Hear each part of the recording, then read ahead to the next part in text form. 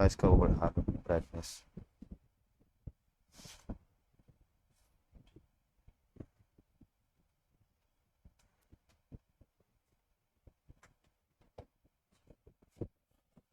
Battery charge ही नहीं किए थे क्या? चार्ज ही नहीं हुई वो।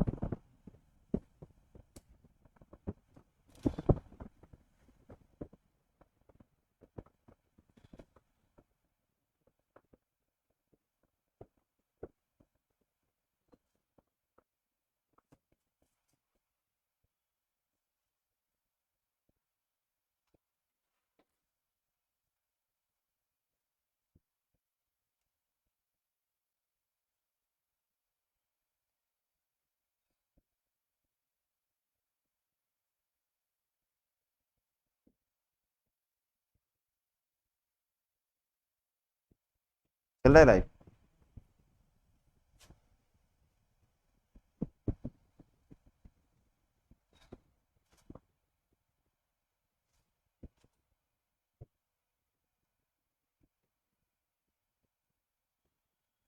ब्राइटनेस थोड़ा बढ़ाओ।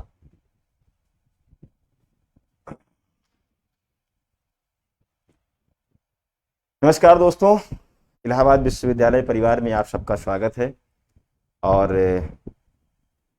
पिछले सप्ताह हम लोगों ने एशिया पढ़ना स्टार्ट किया था।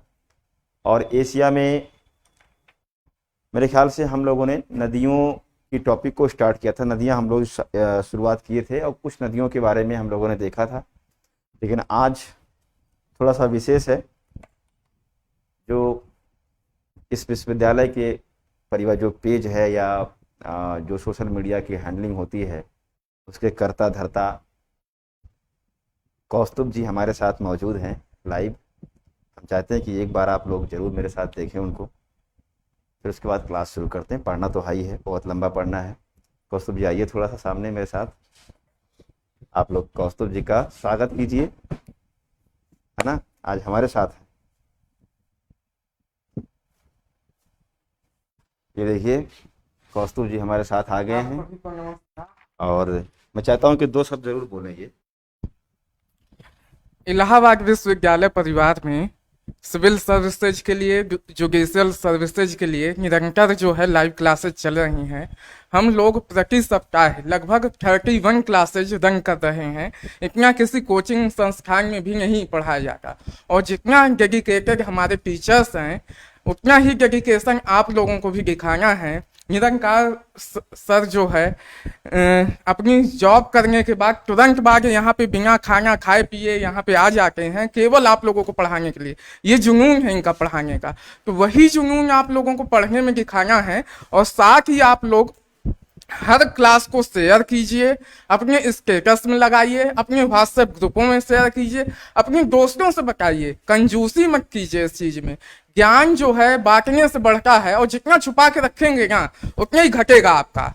तो अच्छी चीजें जो है बांटनी चाहिए। आप सभी में मित्रों में कहीं चर्चा कर रहे हैं, कहीं चाय की दुकान में जा रहे हैं, वहां चर्चा कीजिए कि हमारा जो विश्वविद्यालय परिवार है उसने जो है ऐसी मुहिम चालू की है। 4 लोग सुनेंगे, 4 लोग जुड़ेंगे, वही बहुत है हम लोगों के लिए। तो आप लोग पेज पे सबको इनवाइट कीजिए। हम लोगों की मेहनत जितना आप लोग करेंगे ना उतनी ही ज्यादा हम लोग भी मेहनत करेंगे। तो निरंकार सर जो है जियोग्राफी पढ़ा रहे हैं, आप लोग मन लगा के पढ़िए। जल्द ही थ्योरी वाला पार्ट भी शुरू किया जाएगा। अभी जी जी, एक सूचना ये भी है कि सर का जो है ट्रांसफर हो गया है लखनऊ। तो हो ये दुखद है बहुत हम लोगों के लिए। लेकिन फिर भी आप लोगों की जो है लाइव क्लासेस चलाई जाएंगी, आप लोग परेशान न हो इसके लिए। और हम लोग प्रयासरत रहेंगे कि आपकी क्लासों में कोई विघ्न ना आए। और आप लोग जो है लगातार इसको शेयर करते रहिए, कमेंट करते रहिए, लाइक करते रहिए। इस चीज में कंजूसी मत कीजिए सर। थैंक यू कौस्तुभ जी। आज मिलने का मन हुआ इनका, तो आज कहे सर आते हैं कहाँ से देखते हैं, तो आज मेहनत को देखने वो आए हैं। और रियली हम लोग मेहनत कर ही रहे हैं। और कौस्तुभ को तो मैं देख रहा हूँ हमेशा आप लोगों के लगा हुआ है। और अब आप लोगों का फर्ज है कि इसको जैसे भी करना है, करना आप ही लोगों को है। हम लोग तो कह सकते हैं, ठीक है। चलो क्लास स्टार्ट करते हैं। थोड़ा सा हमें हिंट करो, लास्ट में कौन सी रिवर हम लोगों ने किया था, रिवर कर रहे थे। तो 2-3 क्वेश्चन करते हैं, उससे पहले एक एक्सरसाइज करते हैं छोटा सा। पहला क्वेश्चन लेंगे,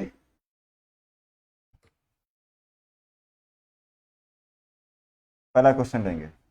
आपको बताना है निम्न में से कौन सी नदी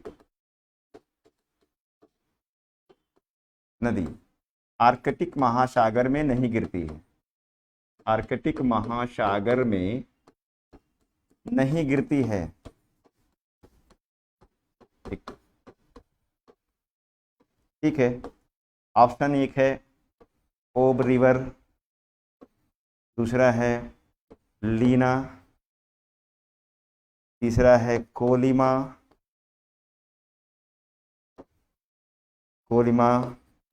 चौथा है अमूर। आपको बताना है इसमें से कौन सी नदी है जो आर्कटिक महासागर में नहीं गिरती है। जवाब जल्दी से दीजिए। 3 क्वेश्चन करेंगे, उसके बाद फिर हम लोग आगे बढ़ेंगे। ओके, चलो बताओ आप लोग।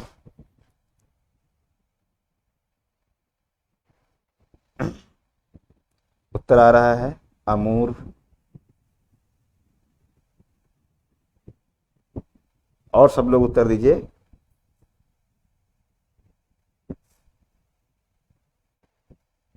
हम सभी लोगों को पढ़ाएंगे अमरनाथ जी, आप उसकी चिंता क्यों कर रहे हैं? हम लोग तो लाइव जुड़े हैं ना, दुनिया के किसी कोने में रहेंगे तभी पढ़ाएंगे, इसकी चिंता कर रहे हैं। और अब प्रयागराज में छोड़ूंगा नहीं, मैं प्रयागराज आऊंगा। सबका जवाब आ रहा है अमूर नदी। चलो ओके, नेक्स्ट अगला क्वेश्चन आप बताओ हमें। दूसरा क्वेश्चन है मुकदेन मुकदेन ट्रायंगल के अंतर्गत कौन एक सम्मिलित नहीं है।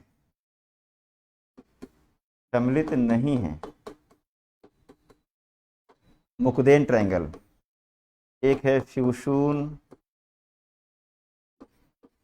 अनशान,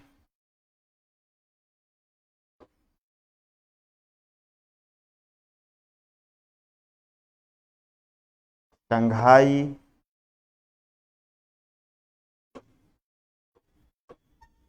शेनयांग।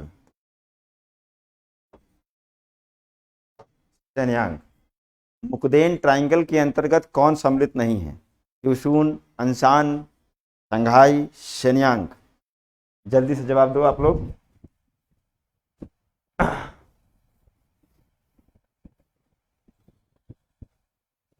शंघाई, कुछ लोग कह रहे हैं शंघाई। चलो ठीक है, बहुत अच्छा।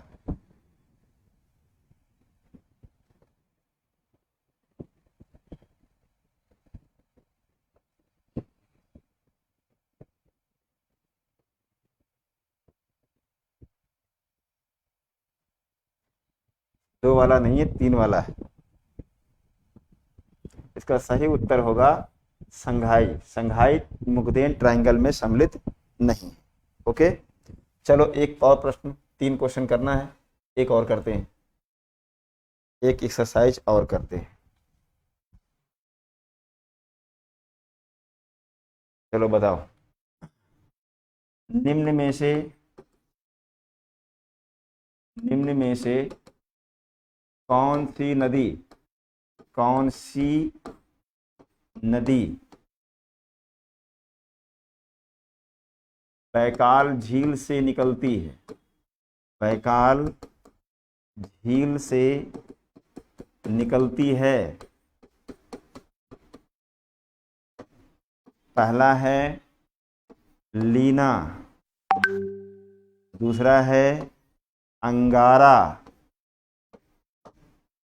तीसरा है केवल एक, और चौथा है 1 और 2 दोनों। चलो बताओ इसका उत्तर।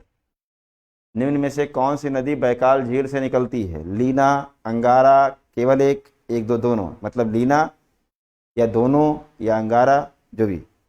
बताओ इसका उत्तर क्या होगा? इसका उत्तर क्या होगा? अंजलि, बोध, कुछ लोग लीना बोल रहे हैं। जो देखिए, जो इसमें रेगुलर क्लास कर रहे हैं वो सही उत्तर दे रहे हैं। जिन्होंने पिछली क्लास किया है वो सही उत्तर दे रहे हैं सब। यही सब मैं समझाता हूँ कि कितना किया जाए आप लोगों के लिए। इतना कुछ करते हैं कौस्तुभ जी, देखिए लगे रहते हैं दिन रात एक करके। आपको बार बार बताया जाता है कि पिछली क्लास ज़रूर देख लें।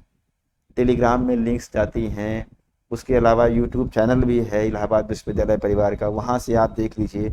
पढ़ाई को अब सीरियस मोड में आइए। सीरियस मूड में नहीं आएंगे तो सिविल सेवा का सपना नहीं पूरा होगा। जो क्लास कर रहे हैं वो सब सही उत्तर दे रहे हैं। क्या होगा इसमें? एक और दो, दोनों होगा।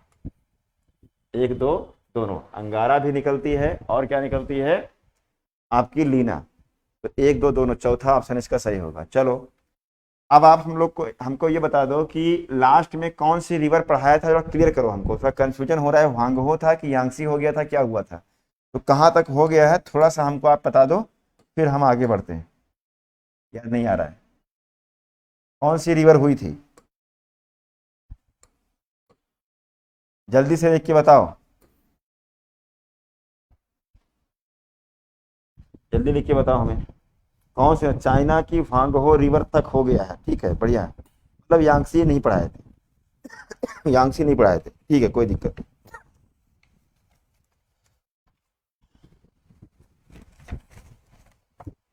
देखो ध्यान से देखो, जो ये तिब्बतन प्लेटू है, इस तिब्बतन प्लेटू में एक माउंटेन आपको मिलेगा और इस माउंटेन का नाम है टेंगुला माउंटेन। टेंगुला। और टेंगुला माउंटेन से ये नदी निकलती है और इस तरह से प्रवाहित होती हुई जा करके यहाँ संघाई के किनारे देखिए ईस्ट चाइना सी में जाके गिरती है। कहाँ पे गिरती है? ईस्ट चाइना सी में। इसका नाम है रिवर यांगसी। River Yangtze. तो रिवर यांगसी मिला क्या? रिवर यांगसी मिल गया आप लोगों को? देखो इसको स्केच मैप से हम दिखाने का प्रयास करेंगे। इधर आप मान लो कि ये माउंटेन जो है ये टेंगुला है। टेंगुला माउंटेन। और टेंगुला माउंटेन से ये रिवर ऐसे प्रवाहित होती हुई जाके गिरती है कहाँ पर? ईस्ट चाइना सी में। ईस्ट चाइना सी में गिरती है और इस रिवर का नाम है रिवर यांगसी। इसे लिखा जाता है या इसी को कहा जाता है यांग विजियांग। विजियांग, यांग विजियांग रिवर। तो यांगसी या यांग विजियांग कुछ भी लिखा होगा, आप समझिएगा वही नदी है। तो ये नदी मिल गई, आप लोग इसको ऐसे ड्रा कर लो, ठीक है। तो अब ध्यान समझना है, जो ये यांगसी रिवर है ये एशिया की सबसे लंबी नदी है। एशिया की सबसे लंबी रिवर है, लंबी नदी है यांगसी, जो कि तिब्बतन पठारी क्षेत्र में अवस्थित टेंगुला पर्वत से निकलने के बाद पूर्व दिशा में प्रवाहित होते हुए ईस्ट चाइना सी में गिरती है और यही एशिया की सबसे लंबी नदी है। अब देखो ध्यान से, इसके किनारे आपको दो तीन शहर खोजना है। एक तो कोई भूल ही नहीं सकता, वुहान को देखो, वुहान मिला। वुहान, वुहान को मार्क कर लो आप लोग। वुहान, ये देखो यहाँ वुहान होगा। एक होगा नानजिंग लिखा होगा, या नानकिंग पढ़ते हैं उसको, नानकिंग या नानजिंग लिखा होगा, तो नानजिंग। और एक आपको मुहाने पर मिलेगा शंघाई। शंघाई, ये तीन शहर आपको खोजना है। यानी कि अगर हम इसको स्केच मैप पर दिखाना चाहें तो आप दिखा सकते हैं। यहाँ पर आपको देखेंगे मिलेगा वुहान, वुहान, यहाँ पर है नानजिंग, नानजिंग, और यहाँ पर है शंघाई, शंघाई। ये तीनों शहर मिल जाए तो हमको बताओ जल्दी से कमेंट करके। तीनों मिल गया? क्लास अभी शुरू हुई है बालकृष्ण, परेशान मत होइए, आज थोड़ा लेट क्लास शुरू हुई।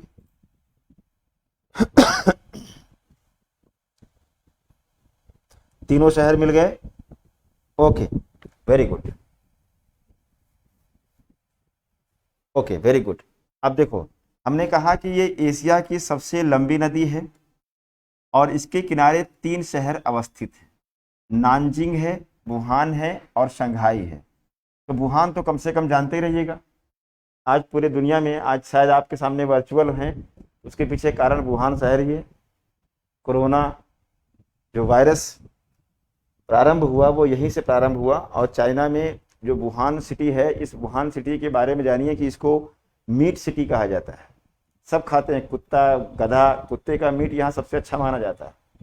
सब वो सब यही सब हुआ, उल्टा सीधा वहीं से वायरस आया, कैसे आया उस पर सब डिबेट का विषय है। खैर, जांच सब होती रहेंगी और सब होता रहेगा। तो चलो वुहान को देखो, नानजिंग देखो। पहले हम शंघाई को समझते हैं। शंघाई के बारे में आपको ये जानना है कि इस जो ये पूरा एरिया है, जो इसका ये जो क्षेत्र पूरा है, डेल्टाई क्षेत्र इसका, यहाँ पर कॉटन इंडस्ट्रियाँ बहुत ज़्यादा है, मतलब कॉटन का एग्रीकल्चर होता है। और इस कारण से शंघाई जो है सूती वस्त्र उद्योग के लिए बहुत प्रसिद्ध हुआ है। तो पहला पॉइंट तो इसमें यही लिखेंगे आप कि सूती वस्त्र उद्योग के लिए शंघाई बहुत प्रसिद्ध है, और इस कारण से इसको चाइना का क्या कहेंगे, मैनचेस्टर कहेंगे। चीन का मैनचेस्टर कौन है? तो शंघाई है। पहली बात तो ये। दूसरी बात इसमें ये लिखना है, ये विश्व का सबसे बड़ा बंदरगाह है, सबसे बड़ा बंदरगाह है।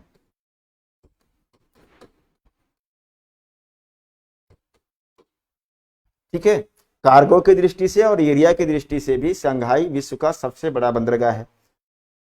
तीसरा पॉइंट इसमें ये लिखिए, जैसे भारत में मुंबई है, तो मुंबई को भारत की व्यावसायिक राजधानी कहा जाता है, वाणिज्यिक राजधानी कहा जाता है। उसी प्रकार से शंघाई भी चाइना की कॉमर्शियल एवं फाइनेंशियल कैपिटल के रूप में जाना जाता है। तो इसको देखिए, वित्तीय एवं व्यावसायिक, वित्तीय एवं व्यावसायिक राजधानी के रूप में जाना जाता है। ओके, वित्तीय एवं व्यावसायिक राजधानी के रूप में जाना जाता है। और एक इसका सबसे इंपॉर्टेंट पॉइंट जो आपको लिखना है वो ये लिखना है कि गैर राजधानी शहरों में, ध्यान सुनिएगा, गैर राजधानी शहरों में विश्व का सर्वाधिक जनसंख्या वाला शहर है। मतलब इसका क्या है? इसका मतलब ये है कि इससे भी अधिक जनसंख्या वाले शहर हैं आपका टोक्यो ही है। लेकिन टोक्यो क्या है? टोक्यो जापान की राजधानी है, यानी इससे अधिक जनसंख्या वाले जो शहर हैं वो किसी ना किसी देश की कैपिटल है। लेकिन शंघाई किसी देश की कैपिटल नहीं है। इसको हम कहेंगे कि विश्व का सर्वाधिक जनसंख्या वाला गैर राजधानी शहर है। तो नोट करिए इसको, विश्व का सर्वाधिक जनसंख्या वाला गैर राजधानी शहर है, गैर राजधानी शहर है। इस बात को आप जानते रहिएगा, शंघाई। और आप जानते रहिएगा बंदरगाह ही है। ये जितने पॉइंट हमने शंघाई में बताया है, ये सारे पॉइंट आपके इंपॉर्टेंट हैं परीक्षा की दृष्टि से। अब देखो, एक है वुहान।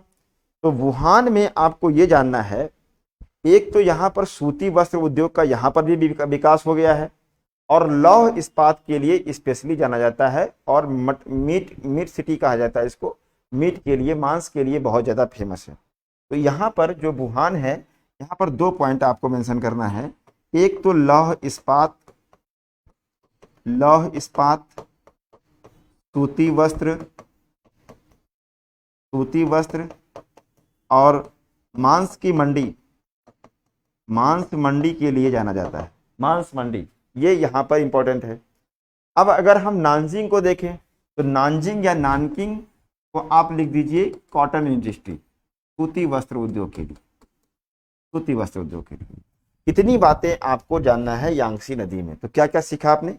यांगसी टैंगुला पर्वत से निकलेगी, ईस्ट चाइना सी में गिरेगी, ये एशिया की सबसे लंबी नदी है और इस पर 3 शहर हमने बताया, एक बताया वुहान, नानकिंग और एक संघाई, जिसमें से नानकिंग को हमने बताया कि यहाँ पर क्या है, यहाँ पर सूती वस्त्र उद्योग का विकास हुआ है। जो वुहान है यहाँ लौह इस्पात भी है, सूती वस्त्र भी है और मीट मंडी सुखाया जाता है। संघाई में जितने ये पॉइंट हमने बताया है, इन पॉइंट्स को आपको जानते रहना है। ओके, चलो नोट करो जल्दी से इसको। अगली नदी पर हम लोग गौर करेंगे।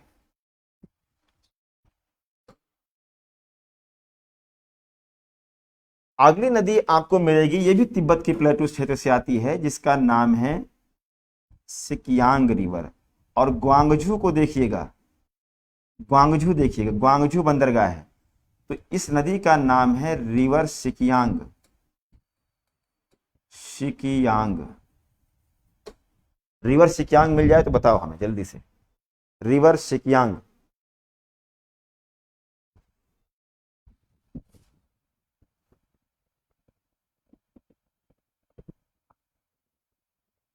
अब शेयर के लिए मैं नहीं बोलूंगा, शेयर करने के लिए मैं बोलूंगा ही नहीं। आप लोगों को जो करना है करिए।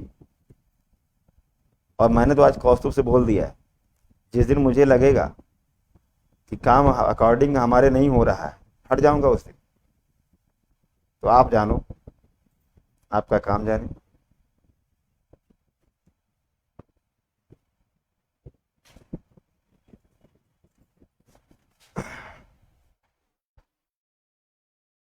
चलो सिकियांग मिल गई।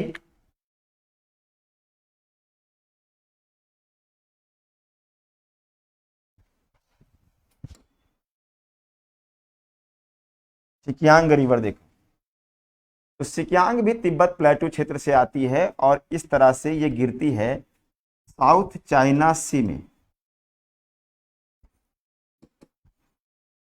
साउथ चाइना सी में।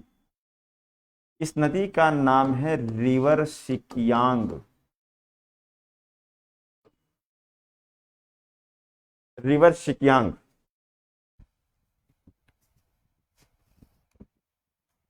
River Sikiang. और रिवर सिकियांग के किनारे पर आपको देखना है एक शहर होगा ग्वांगझू, या ग्वांगझाओ पढ़ते हैं इसको, ग्वांगझाओ।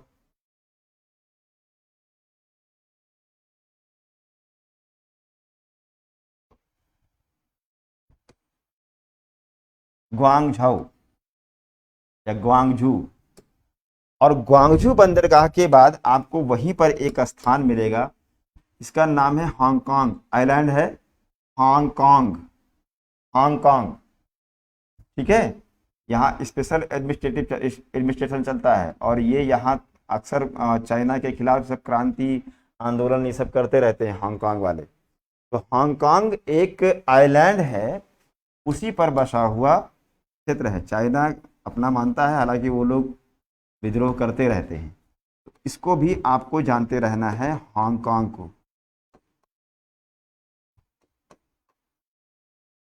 हांगकांग, ठीक है। तो ग्वांगझू बंदरगाह से आपको यह समझना है कि आर्थिक दृष्टि से, आर्थिक दृष्टि से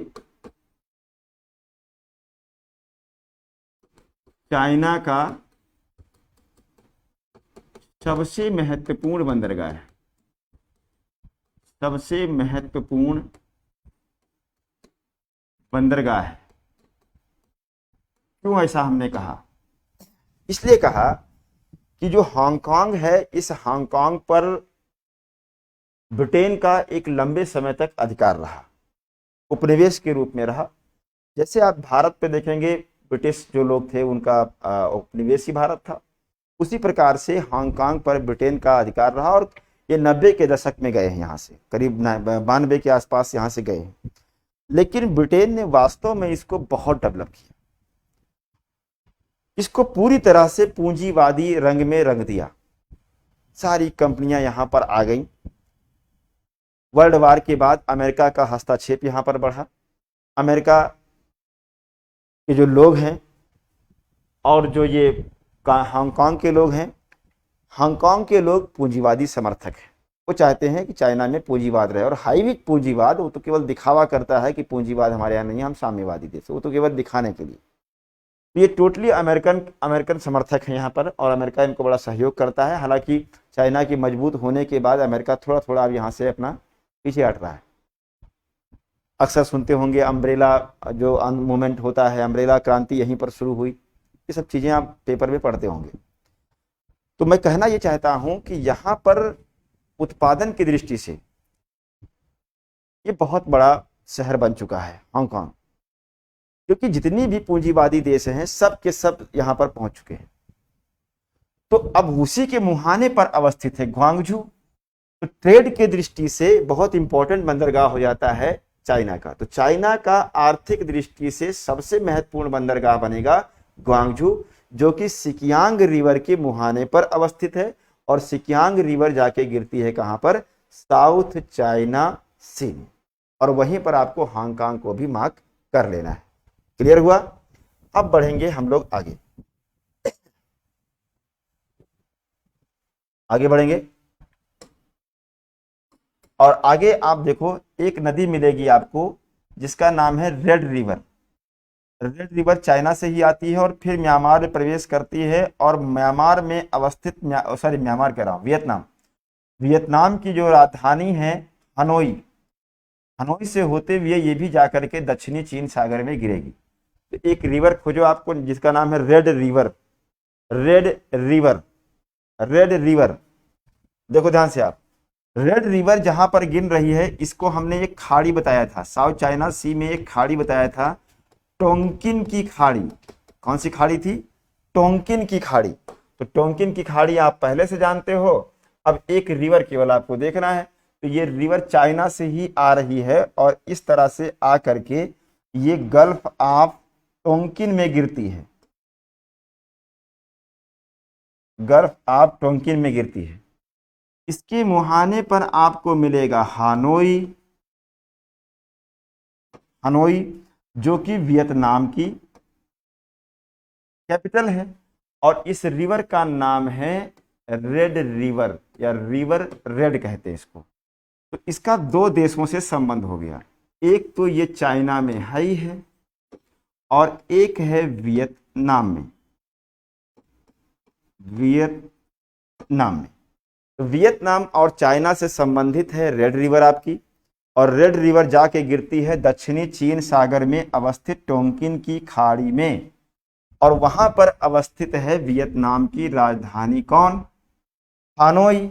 वियतनाम की राजधानी आपको मिल जाएगी हनोई।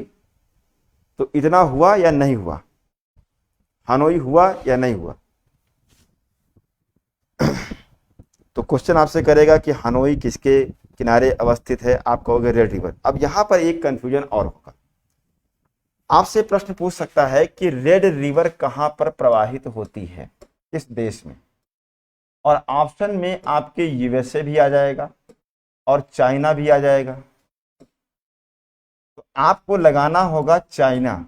यूएसए में रेड रिवर जो है ये मिसिसिपी की सहायक नदी है, लेकिन चाइना में रेड रिवर एक प्रकार से मेन नदी है, वो किसी नदी की सहायक नहीं है।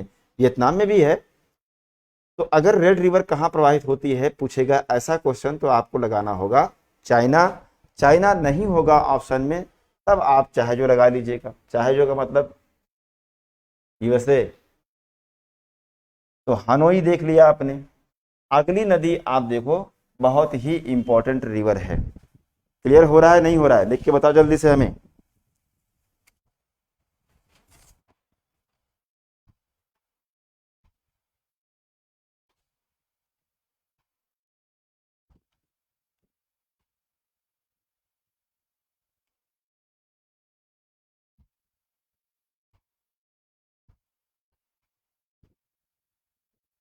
एक स्थान अगर आप लोग और खोज लोगे तो अच्छा रहेगा आपकी दृष्टि से। जहां हांगकांग है वहां पर मकाऊ है क्या? मकाऊ, मकाऊ और हांगकांग दोनों खोज लो, हांगकांग और मकाऊ।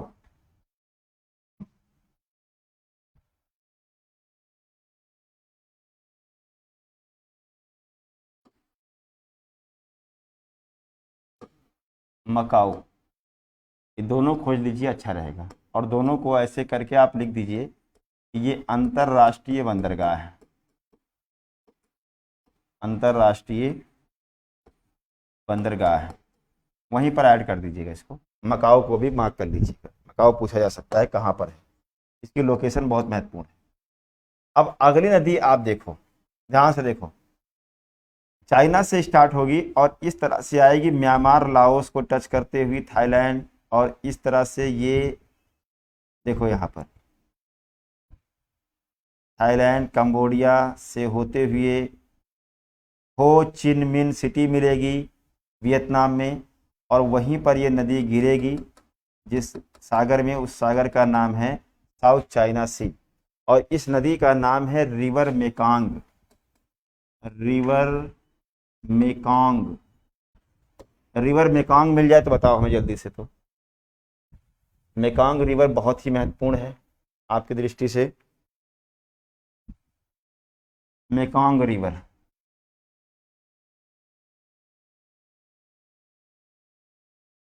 साउथ चाइना सी में गिरेगी, ठीक है। इसका नाम है रिवर मेकांग, रिवर मेकांग। मिल गया सबको, रिवर मेकांग। तो कहाँ से स्टार्ट होगी? आप कहोगे सर चाइना से स्टार्ट होगी, चाइना से स्टार्ट हुई, फिर क्या मिलेगा?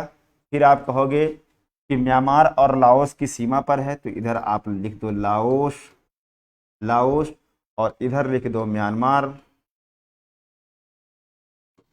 लाओस और म्यांमार लिख दो, ठीक। और नीचे आ जाओ तो कंबोडिया वियतनाम कर दो। क्या कर दोगे? कंबोडिया, कंबोडिया, और यहाँ ये हो जाएगा वियतनाम, वियतनाम, वियतनाम हो गया।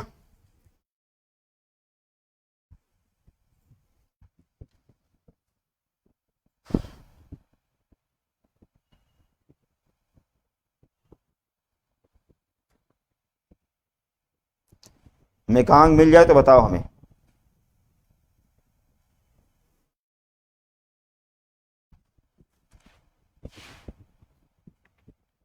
मेकांग,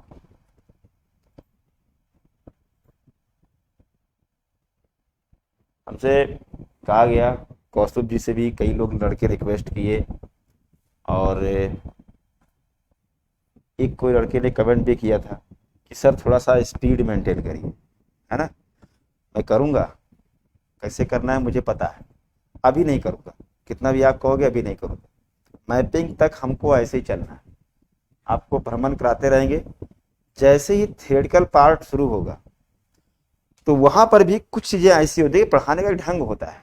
जैसे मान लो प्लेट टेक्टोनिक थ्योरी है, अब प्लेट टेक्टोनिक थ्योरी को आपको रुक के पढ़ाएंगे, बहुत ही आराम से पढ़ाएंगे, आपको हंसाएंगे भी, बातचीत भी करेंगे आपसे। लेकिन जैसे ही भूकंप आएगा, ज्वालामुखी आएगा, वो स्पीड बढ़ जाएगी, पिक कर जाएगा, क्योंकि अगर हम वहाँ स्पीड तेज नहीं करेंगे भूकंप ज्वालामुखी में तो आप बोर हो जाओगे, कहोगे सर सब आता है मुझे पहले से। क्योंकि प्लेट टेक्टोनिक से सीधा सीधा संबंध है अर्थक्वेक का और वोल्केनो का।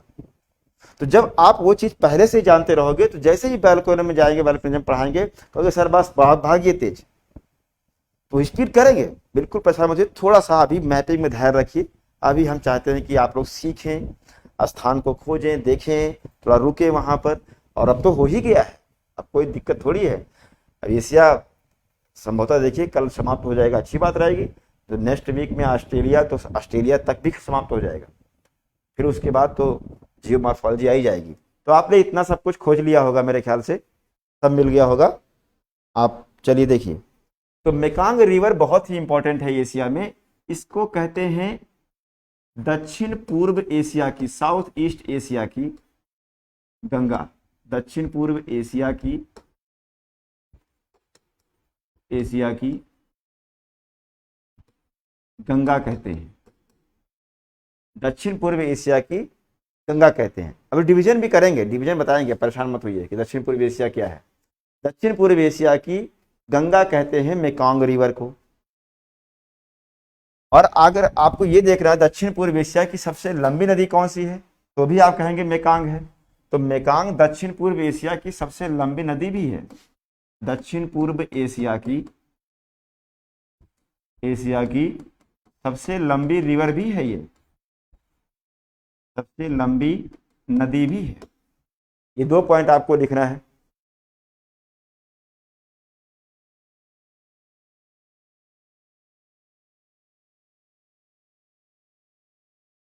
हो गया। अब देखो, जो इसका डेल्टाई क्षेत्र है, जो इसका डेल्टा वाला क्षेत्र है, ये पूरा क्षेत्र आपको मेंशन करना है।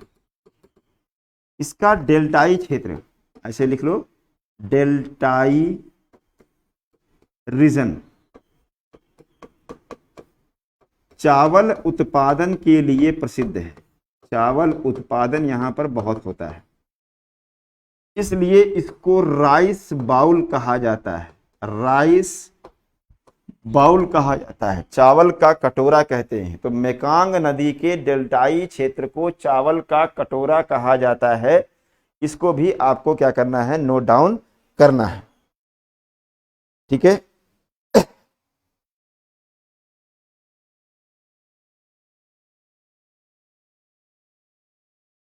ठीक, अब देखो ध्यान से, इस नदी के किनारे आपको एक शहर खोजना है जिसका नाम है हो चिन मिन सिटी।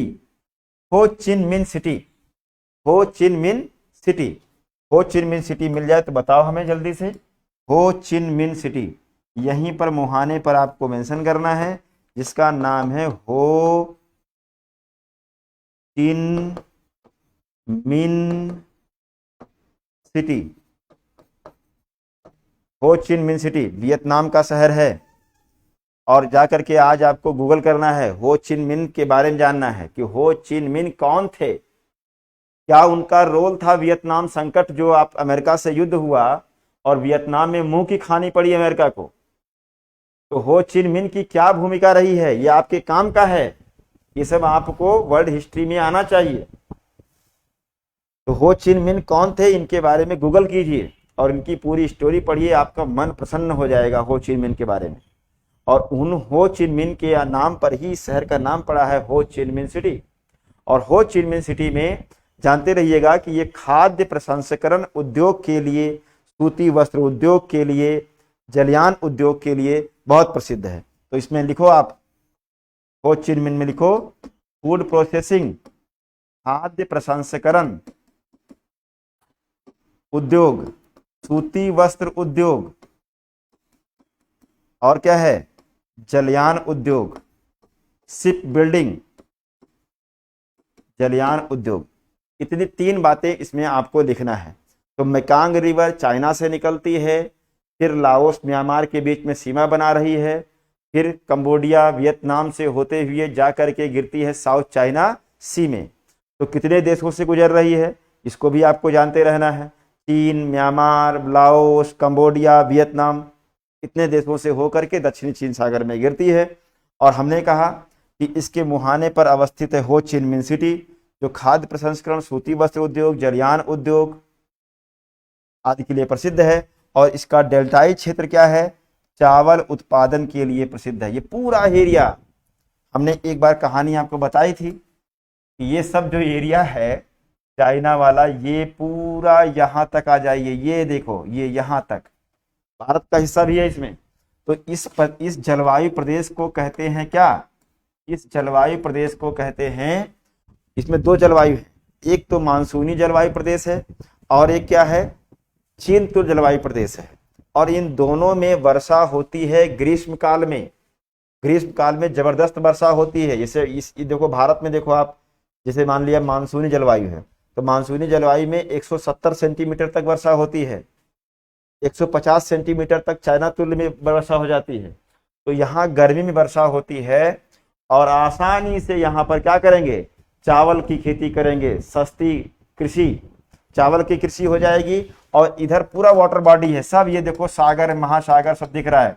तो इस क्षेत्र में मिलेगी मछली, क्या मिलेगा, मछली मिलेगा, फिशिंग करेंगे लोग। और तो चावल हो रहा है और मछली हो रहा है, तो यहाँ का मुख्य भोजन क्या हो जाएगा, इस पूरे एरिया में मुख्य भोजन हो जाएगा मछली। भारत में ही देख लो आप, इस एरिया में सब क्या है, मछली ही तो खाते हैं सब, मछली चावल खाते हैं। साउथ इंडिया में जाओ आप, रोटी नहीं मिलेगा आपको।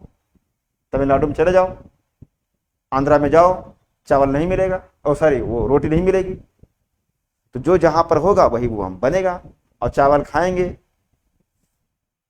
मछली खाएंगे दबा के, तो क्या होगा फिर, जनसंख्या बढ़ेगी, यही तो होगा। तो पूरा जनसंख्या से भरा हुआ है बिल्कुल, मतलब ये समझ लीजिए कि आधी आबादी यही सब है, भरी पड़ी है पूरी, पूरा चाइना तुल्य, और मानसूनी जलवायु में आबादी अधिक मिलेगी आपको, जनघनत्व बहुत अधिक होगा। तो ये मेकांग रिवर हुआ। मेकांग रिवर को जानते रहिएगा, ये महत्वपूर्ण है, दक्षिण पूर्व एशिया की सबसे बड़ी लंबी, दक्षिण पूर्व एशिया की गंगा कहा जाता है इसको। ये सब बातें इसमें आपको जानते रहना है। आगे बढ़े, क्लियर हो गया?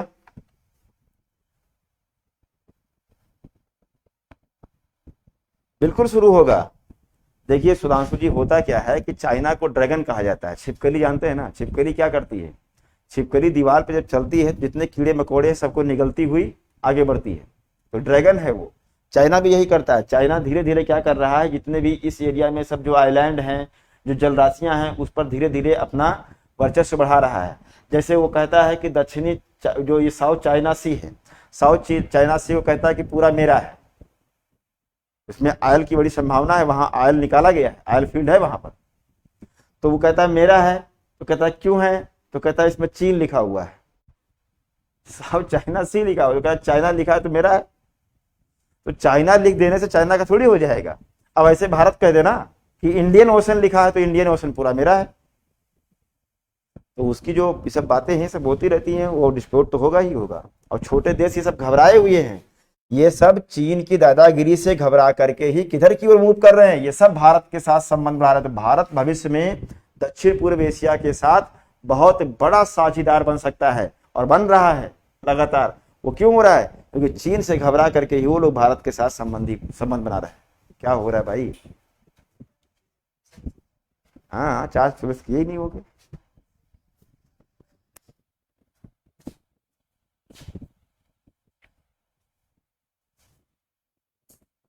पूर्व की ओर देखो, लगाओ जल्दी लो।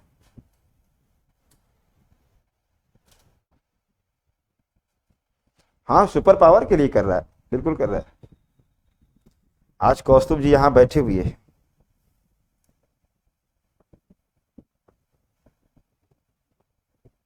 कोई बात नहीं, गर्मी है तो क्या फर्क पड़ता है, आप लोग हैं तो ठीक है, पढ़ाते रहेंगे, पसीना ही तो निकलेगा और क्या होगा। कौस्तुभ पानी दो इनको, पानी पिलाओ। हो गया? चलो, एक नदी आपको खोजना है मित्रों। थाईलैंड में देखो एक नदी है, क्या, चाओ फ्राया। चाओ फ्राया, चलो आराम से, चाओ फ्राया। चाओ फ्राया देखो, थाईलैंड में चाओ फ्राया है क्या, और आकर के थाईलैंड की खाड़ी में गिरती है। थाईलैंड की खाड़ी में गिरती है बैंकॉक से होते हुए, चाओ फ्राया। चाओ फ्राया ये है गल्फ ऑफ थाईलैंड। इस नदी का नाम है रिवर चाओ फ्राया।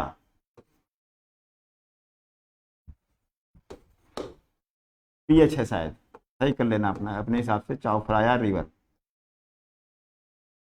और किस देश से संबंध है इसका, तो आप कहोगे सिंपल सा है, इसका संबंध थाईलैंड से है, थाईलैंड से है। और इसके किनारे अवस्थित है बैंकॉक। बैंकॉक, बैंकॉक को मार्क करो, बैंकॉक को मार्क करो, एकदम बंदरगाह है वो, मुहाने पर। बैंकॉक मिल जाए, चाओ फ्राया मिल जाए, तो बताओ। जिसके मैप में ना मिल रहा हो वो दक्षिण पूर्व एशिया का मैप खोल लेगा और वहां पर मिल जाएगा उसको बड़ी आसानी से, तो घबराने की जरूरत बिल्कुल नहीं है। आप वहां पर देखो इसको, चाओ फ्राया रिवर। तो चाओ फ्राया रिवर क्या है, थाईलैंड की महत्वपूर्ण नदी है, और इसका निकास होता है गल्फ ऑफ थाईलैंड में। थाईलैंड की खाड़ी में जा करके ये नदी गिरती है। और ध्यान रखिएगा, इस नदी के किनारे अवस्थित है थाईलैंड की राजधानी बैंकॉक, और बैंकॉक के बारे में जानते रहिए, पर्यटन के लिए बहुत प्रसिद्ध है। दुनिया भर के लोग यहाँ पर जाते हैं पर्यटन के लिए। और शिप बिल्डिंग यानी जलयान उद्योग के लिए भी ये बहुत ज़्यादा प्रसिद्ध है बैंकॉक। इसके बारे में भी आपको जानते रहना है बैंकॉक। और आप कह सकते हैं कि दक्षिण पूर्व एशिया का एक बहुत ही महत्वपूर्ण बंदरगाह है ये। लिख दीजिए आप चाहें इसमें, दक्षिण पूर्व एशिया का सब बहुत महत्वपूर्ण या सबसे महत्वपूर्ण बंदरगाह है जो जलयान उद्योग के लिए और पर्यटन के लिए जाना जाता है, चाओ फ्राया। चाओ फ्राया क्लियर हुआ या नहीं हुआ, फिर बताओ, आगे बढ़ते हैं। चाओ फ्राया,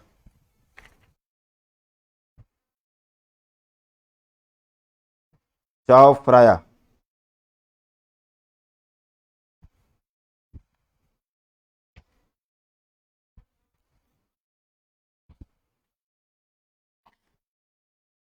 चलो आ जाओ, म्यांमार में आ जाओ आप लोग, म्यांमार में आओ।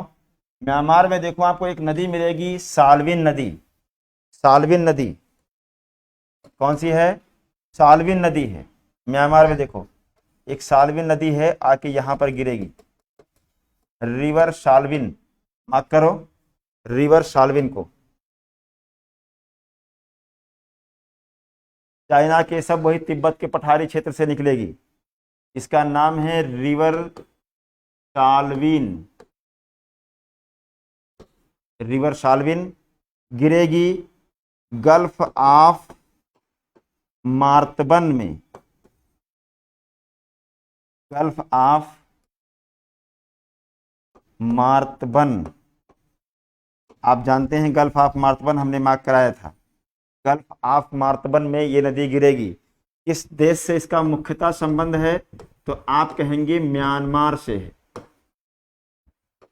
हालांकि ये चाइना से ही आती है, चाइना से आती है। तो ये मिल गई कि नहीं मिल गई, जल्दी बताओ हमें।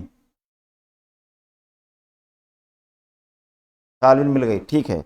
यहाँ पर आपको एक चीज समझना है कि जो म्यांमार का एक पठार है, सान पठार। कौन सा है? सान पठार। देखो ध्यान से, इस सान पठार से होते हुए आती है, सान पठार के बीचों बीच से गुजरती है। देखो ध्यान से, ये मान लो ये सान पठार है, ये आधा हिस्सा इधर कर लो और आधा हिस्सा इधर कर लो। इस प्लेटू का नाम है सान प्लेटू। हालांकि प्लेटू का अलग से बताएंगे, सान प्लेटू। सान प्लेटू से होते हुए आके गिरती है गल्फ ऑफ मार्तबन में। आपको उसमें कुछ फैक्ट बताना है, कुछ अपडेट है, थोड़ा नोट कर लो इसको।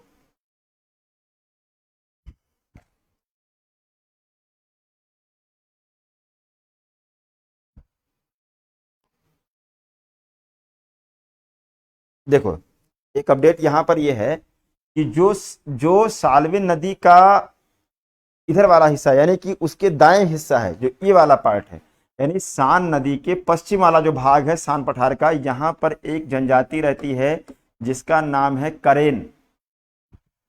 ओह माय गॉड,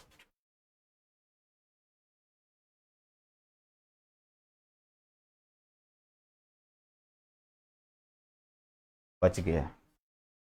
इधर एक जनजाति है जिसका नाम है करेन, ट्राइब्स रहती है, करेन ट्राइब्स रहती है। और इस वाले क्षेत्र में यानी कि सान पठार का जो पूर्वी वाला हिस्सा है नदी के, इस यहाँ पर एक जनजाति रहती है, सान ट्राइब रहती है जनजाति। ये नोट कर लीजिए, करेन जनजाति पूछेगा कहाँ की करेन जनजाति है, तो करेन जनजाति म्यांमार की है। कहाँ पर है? सान पठारी क्षेत्र में, साल्विन नदी के पश्चिम में। और यहाँ पर साल्विन नदी के पूर्व में जो है सान पठार का हिस्सा, वहां पर जो ट्राइब रहती है उसका नाम है सान ट्राइब। ये एक अपडेट कर लीजिए, इसमें पढ़ा लीजिए। Okay, very good. तो साल्विन हो गया। अब नेक्स्ट रिवर आप देखो, थोड़ा सा हम आज तेज चलेंगे भी, चल रहे हैं। साल्विन देखो, साल्विन के बाद एक देखो आप इरावदी नदी। इरावदी नदी बहुत इंपॉर्टेंट है। इरावदी देखो आप, ये भी चाइना से आ रही है और आके गिरती है कहाँ? अंडमान सागर में। कहाँ गिरती है? अंडमान सागर में। नीचे अंडमान सागर है, और इसका नाम है इरावदी, इरावदी नदी। तो इरावदी को देखो आप ध्यान से, ये आ गई इरावदी, इधर नीचे आ गई इरावदी, रिवर इरावदी, इरावदी कहाँ गिरती है? तो अंडमान सागर में गिरती है, अंडमान सी में गिरती है। ठीक है, किस देश से संबंधित है आप मेंशन कर दो इसमें, म्यांमार, म्यांमार से संबंधित है Irrawaddy.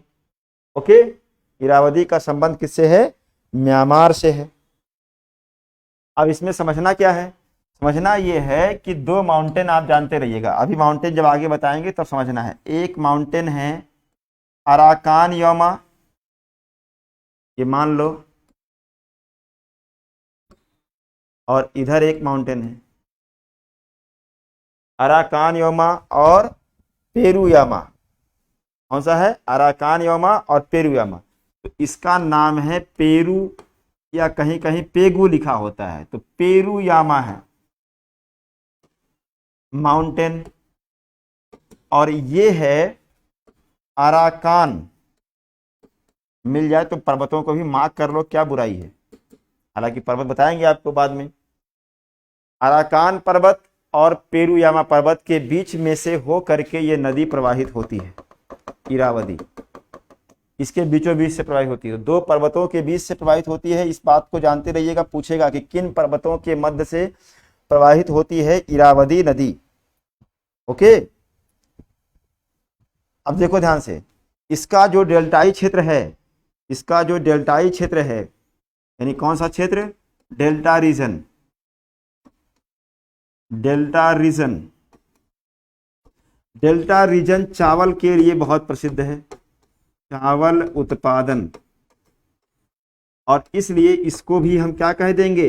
Rice bowl, rice bowl, चावल का कटोरा, इसके भी मुहाने को कहा जाएगा, इसके भी डेल्टा रीजन को कहा जाएगा इरावदी को। तो इरावदी म्यांमार की बहुत ही महत्वपूर्ण नदी है, इसको आपको जानते ही रहना है, छोड़ना नहीं है गलती से।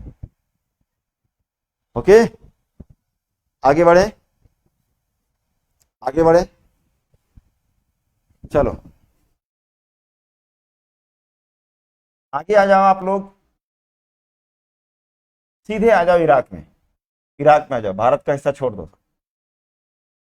गंगा ये सब ब्रह्मपुत्र ये सब बाद में पढ़ेंगे। इराक में आओ,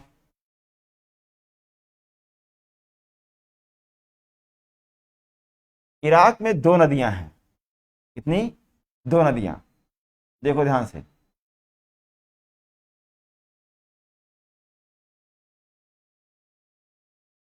एक है टिग्रिस और एक है यूफ्रेट्स, टिग्रिस और यूफ्रेट्स, दो नदियों को आप ध्यान से देखो।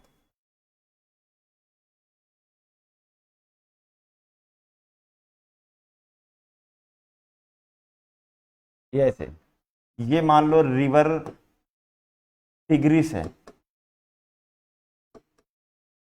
और ये है रिवर यूफ्रेट्स।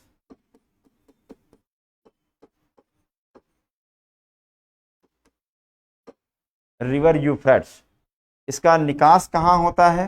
तो इसका निकास होता है कब, कहां पर? गल्फ ऑफ पर्शियन,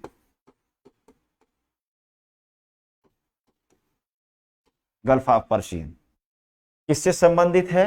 आप सिंपल सा है, कह दोगे भैया ये इराक से संबंधित है, इराक से, इराक से संबंधित है, यहां क्यों कर दो, इराक। अब इसमें समझना है, जो आपकी टिग्रिस है इसी को कहते थे दजला, दजला, और जो यूफ्रेट्स है यही है फरात, यही है फरात, दजला और फरात दोनों का संगम होता है, जहां पर देखो एक स्थान है जिसका नाम है अल बसरा। अल बसरा मिला क्या?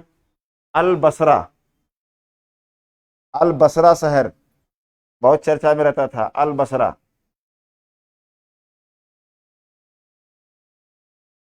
अल बसरा।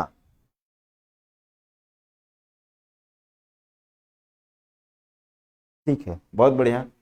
तो देखो ध्यान से, जो ये नदियां हैं, इन नदियों को जानो कि ये नदियां इराक की दोनों बहुत महत्वपूर्ण नदियां हैं और आपस में मिलती हैं अल बसरा में। अल बसरा में मिलने के बाद जा करके फारस की खाड़ी में गिरती हैं। जरा हमें बताओ देख करके आप लोग, ये आप लोग का काम है कि टिग्रिस नदी किस माउंटेन से आती है। टिग्रिस नदी किस माउंटेन से निकल के आती है, जरा बताओ हमें। टिग्रिस नदी कहाँ से निकल के आती है।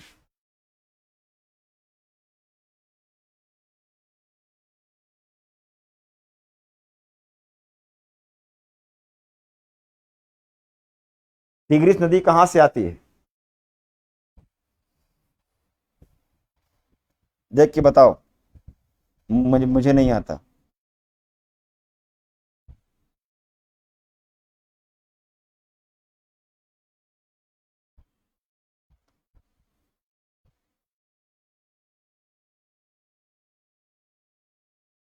Mount Ararat, Pontine mountain, Taurus mountain, सब मिला दिया आप लोगों ने उसी।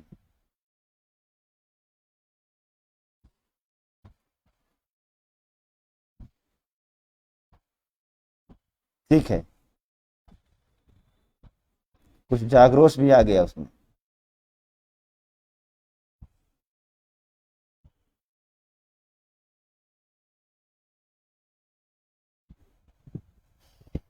हमें को कंफ्यूज किए, मैं खुद भूल रहा हूँ। देखो कहीं शायद नोट होगा, मैं चेक करता हूँ।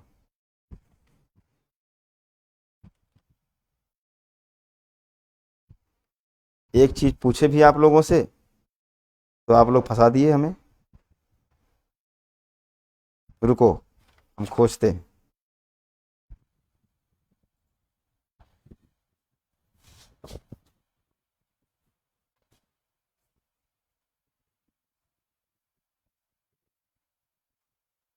पोंटनी ही होना चाहिए।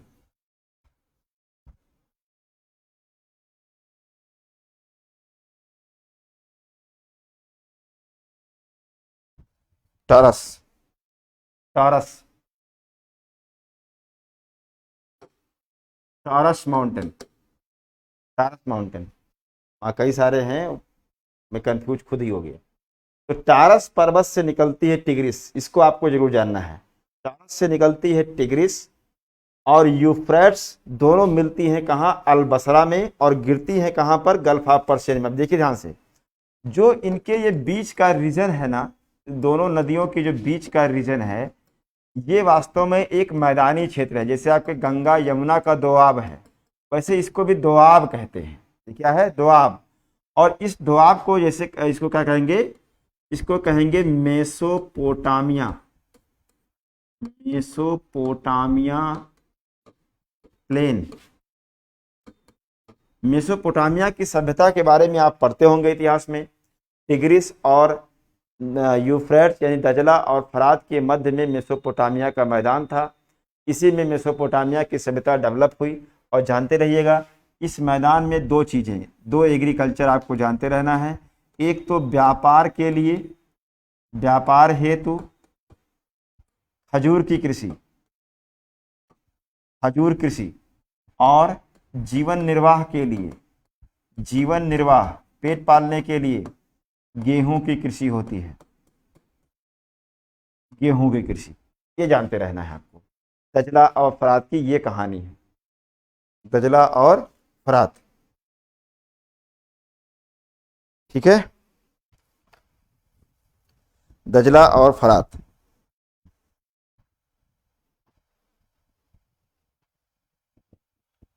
आगे बढ़े, चलो देखो, जॉर्डन में जाओ, जॉर्डन में जाओ आप, जॉर्डन में आप जाओ। हमने कहा था एक है डेड सी, डेड सी कहाँ पर, इजराइल जॉर्डन नहीं, ये सब जो इजराइल जॉर्डन का बॉर्डर देखो, वहां पर डेड सी है। और ऊपर देखो थोड़ा सा, जॉर्डन में ही सीरिया से लगा हुआ गैलाइल है। दो हैं, एक गैलाइल है और एक जॉर्डन नदी है। एक एक सॉरी एक गैलाइल है और एक डेड सी है। इन दोनों को आपको खोजना है। ये क्लियर दिखेगा आपको पश्चिम एशिया वाले मैप में। अगर पश्चिम एशिया वाला मैप खोज सकते हो तो आप लोग उसमें देखो तो आपको मिलेगा। ध्यान से देखना इसको कैसे ड्रा करना है। तो देखो अभी हालांकि गैलाइल हम पढ़ाएंगे फिर से। गैलाइल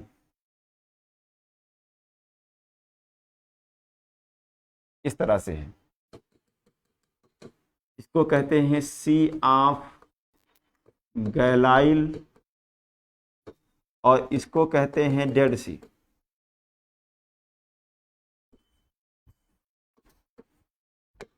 इसको कहते हैं डेड सी।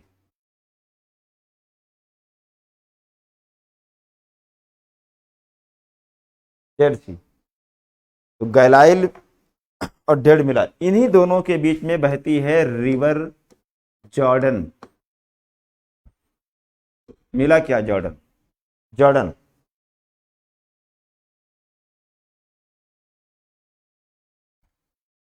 मिल जाए तो बताओ हमें। जॉर्डन रिवर दक्षिण पूर्व एशिया नहीं, वो पश्चिम एशिया में खोलिए तो मिल जाएगा संभवतः। जॉर्डन इस बार एशिया में काफ़ी चीज़ें हम ऐड कर रहे हैं, जानते रहिएगा इस चीज़ को। बहुत सारी चीज़ें हम आपको बढ़ा रहे हैं इसमें।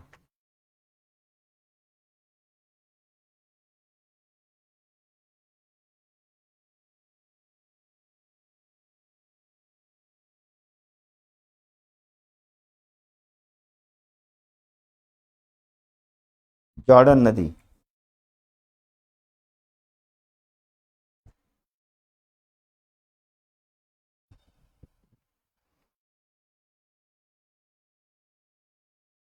तो जॉर्डन नदी इन दोनों के बीच में ही बहती है,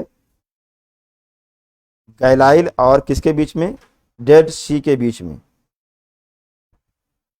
डेड सी के बीच में।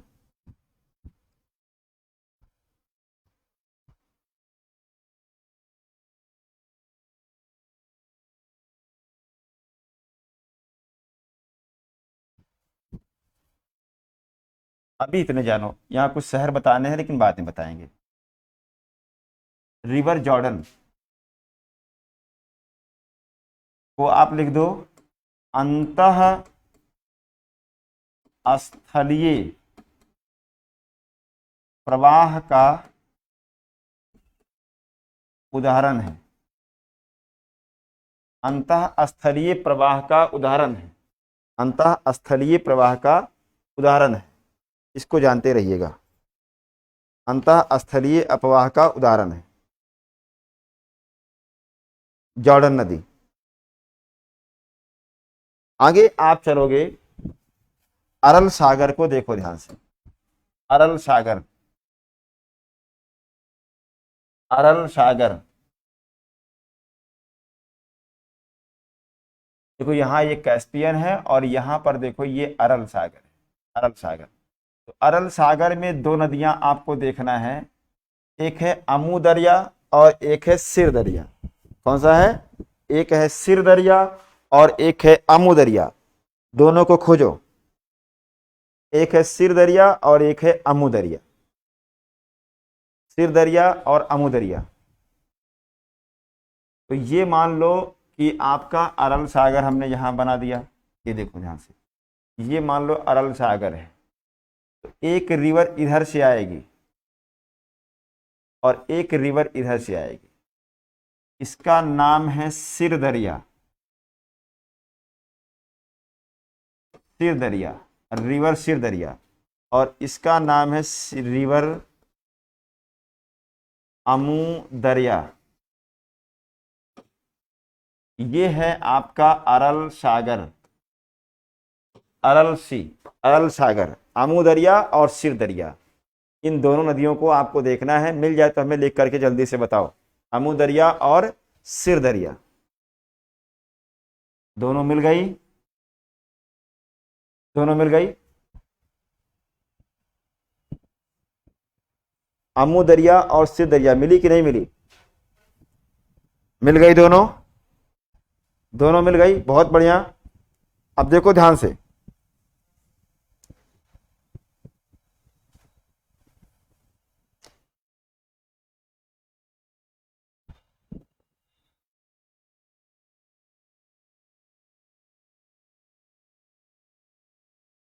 जो सिर दरिया है इसका संबंध किर्गिस्तान से है, किर्गिस्तान से है, तजाकिस्तान से है, उज्बेकिस्तान से है। किर्गिस्तान, तजाकिस्तान, उज्बेकिस्तान, तुर्कमेनिस्तान, कितने देशों से इसके साथ संबंध है? कहाँ कहाँ से है? आप कहोगे किर्गिस्तान से है, तजाकिस्तान से है, कजाकिस्तान से है और उज्बेकिस्तान। सर यहाँ पर तुर्कमेनिस्तान बोल दिया मैं, वहां से नहीं, ऐसे। यानी कजाकिस्तान, तजाकिस्तान, उज्बेकिस्तान, किर्गिस्तान, इतने देशों से। और यहां पर आप देखो जो अमू दरिया है ये अफगानिस्तान से भी इसका संबंध है। अमू दरिया का संबंध कहाँ कहाँ से है? तो आप कहेंगे अफगानिस्तान से है, तजाकिस्तान से है, तुर्कमेनिस्तान से है, उज्बेकिस्तान से। देखो अफगानिस्तान और क्या है, उज्बेकिस्तान, तुर्कमेनिस्तान और ये यहां पर चली जाएगी उज्बेकिस्तान से होते हुए कहां पर, अरल सागर में। तो इसको आप लिख लो, इसको लिखो, अमू दरिया और सिर दरिया मध्य एशिया की महत्वपूर्ण नदियां हैं। अमू दरिया और सिर दरिया मध्य एशिया की महत्वपूर्ण नदियां हैं जिनका निकास अरल सागर में होता है, जिनका निकास अरल सागर में होता है। इनमें से सिर दरिया का संबंध, इनमें से सिर दरिया का संबंध किर्गिस्तान, उज्बेकिस्तान,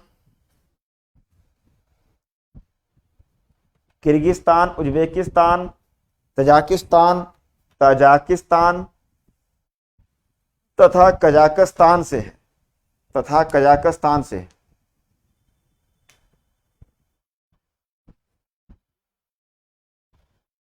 कजाकिस्तान से। वहीं अमू दरिया का संबंध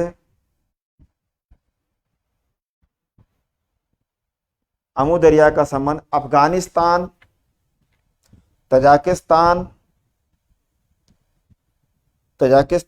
तुर्कमेनिस्तान तथा उज्बेकिस्तान से है, जबकि इन दोनों नदियों का निकास अरल सागर में होता है,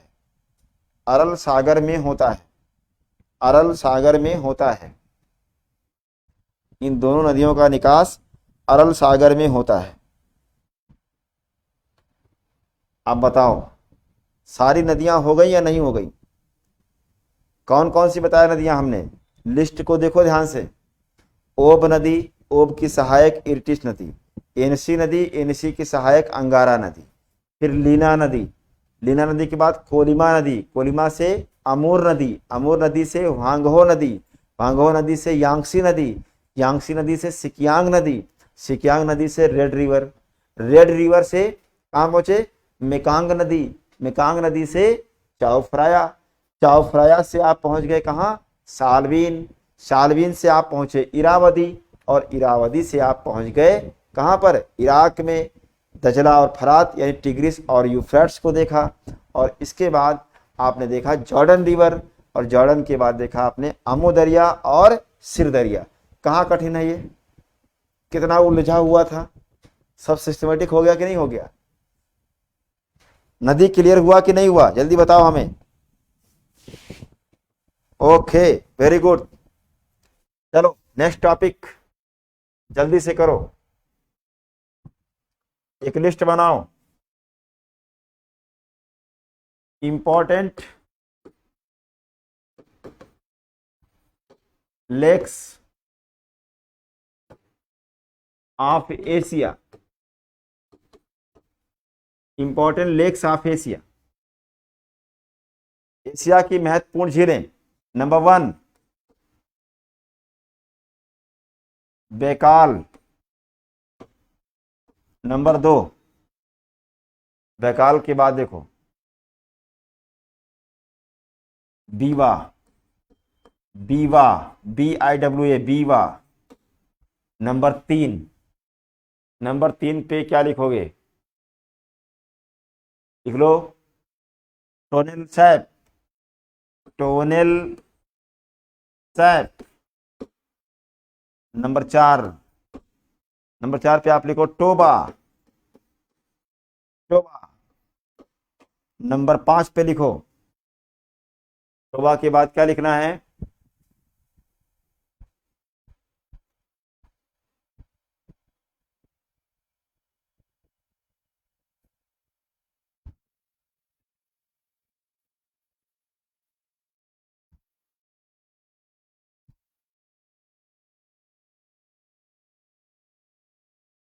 डेड सी,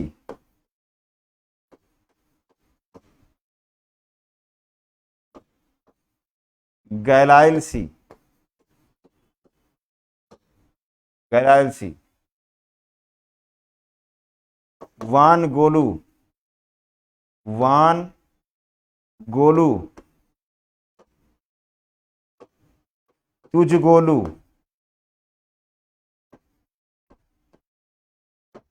वान गोलू और तुझ गोलू,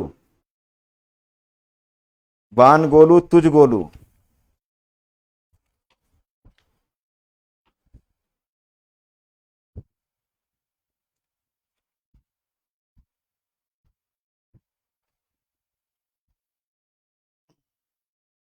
एक और लिख लो, असद,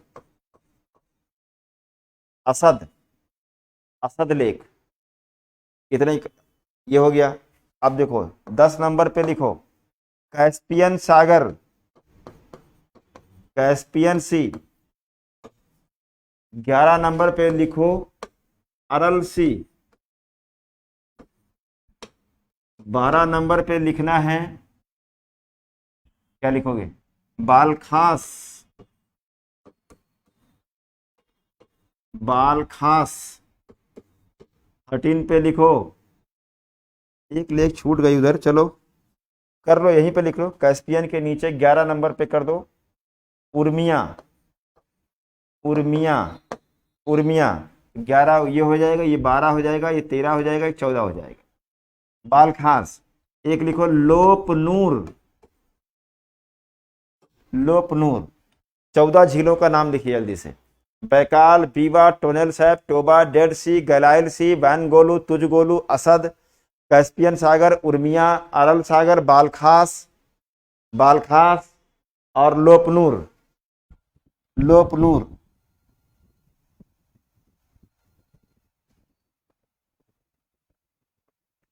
लोपनूर।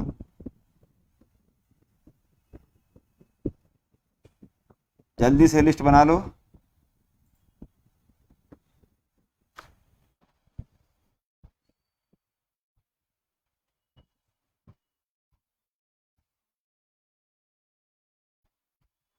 जल्दी बनाओ, खत्म करना है लेक्स को पूरा।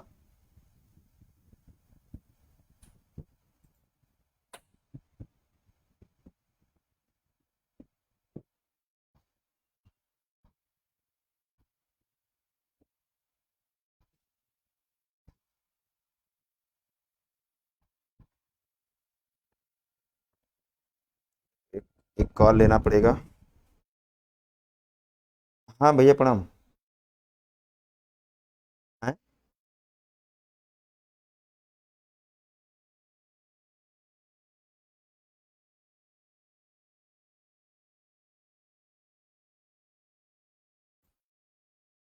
अरे एक कॉल और ले लें, ऑफिस से कॉल आ रहा है।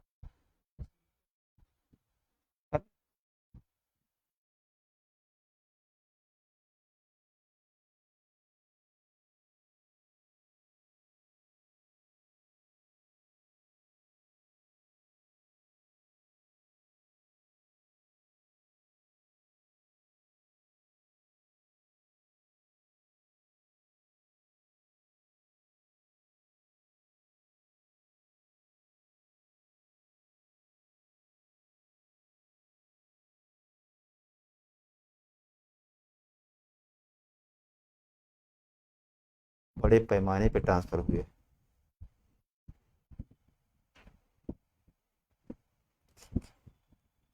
नौकरी है तो ये सब तो चलो। सरकारी व्यवस्था जो है, आज हम हैं, कल आप लोगों को भी ये सब फेस करना पड़ेगा। स्थानांतरण एक सामान्य प्रक्रिया है। देखो, जब आप ऑफिसर बनोगे, अधिकारी बनोगे, तो ये सब चीज़ें होती रहेंगी और घबराना नहीं चाहिए इससे। हाँ, ये होता है कि एक लंबे समय तक व्यक्ति जहाँ काम करता है, हमने यहीं से पढ़ाई किया, ग्रेजुएशन किया विश्वविद्यालय से, फिर यहीं तैयारी किया, यहीं पर पोस्टिंग हो गई इत्तेफाक से, तो ये सब काम भी होता रहा, लेकिन इसको छोड़ूंगा नहीं। ऑफिस हमारा लखनऊ में शनिवार रविवार 2 दिन अवकाश रहेगा वहाँ, तो 2 दिन तो इलाहाबाद ही रहेंगे, शुक्रवार को रात में आएंगे। 2 दिन तो रहेंगे ही। ऑफलाइन जब भी होगा तो आप लोगों से मिलते रहेंगे, ऑफलाइन जो भी मार्गदर्शन देना होगा वो हम लोग करेंगे ही। कौस्तुभ जी व्यवस्था बनाएंगे उसकी, बाकी टीम जो रहेगी वो अपना काम करती रहेगी। बाकी दिन में भाई हम डेली 1.5 घंटा क्लास लें और चाहे हम हफ्ते में 10 घंटा ले लें, बात तो एक ही हुआ। 1.5 घंटा डेली लेंगे तो कितना होगा, 6 3 9 घंटा, और हम 2 दिन में लेंगे 10 घंटा क्लास, तो बात तो वही हो गई, ज़्यादा हो गया 1 घंटा। तो उसमें घबराने की ज़रूरत नहीं है। और हमको जाना है तो ठीक है, चले जाएंगे, कुछ और है काम इसी बहाने निपटा लेंगे, जो होता है अच्छा होता है, मुझे कोई दिक्कत नहीं। और बाकी हम लोग तो लाइव जुड़े ही हैं, वर्चुअल तो हम लोग जुड़े ही हैं, सब लोग जुड़े हुए हैं और हर जगह हम ही हैं। परिवार साथ आप पे खड़ा है, मैं कहीं जाऊंगा नहीं, ये अगर दिमाग में आपके मन मस्तिष्क में आ रहा है तो ट्रांसफर, यही तो अच्छी बात है। ये ऑनलाइन ने यही तो सिखाया, ऑनलाइन में यही तो फायदा है कि आप कहीं भी रह करके किसी को भी मार्गदर्शित कर सकते हैं। लेकिन समस्या ये है कि जब ऑफलाइन होता है तब दिक्कतें होती। ठीक है, हाँ हो गया, चलो कोई बात नहीं, सब होता है। अरल सागर, तो ये लिस्ट बन गई। आइए इसको थोड़ा एक्सप्लेन कर लेते हैं जल्दी से, इसमें कुछ ज्यादा एक्सप्लेन नहीं करना है, मार्क ज्यादा करना है, ढूंढना है। चलो आप देखो ध्यान से।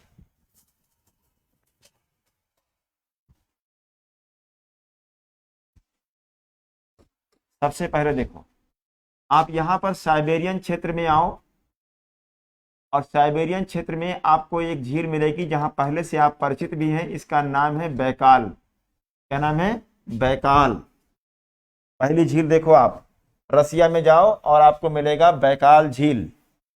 बैकाल झील मिला क्या? बैकाल।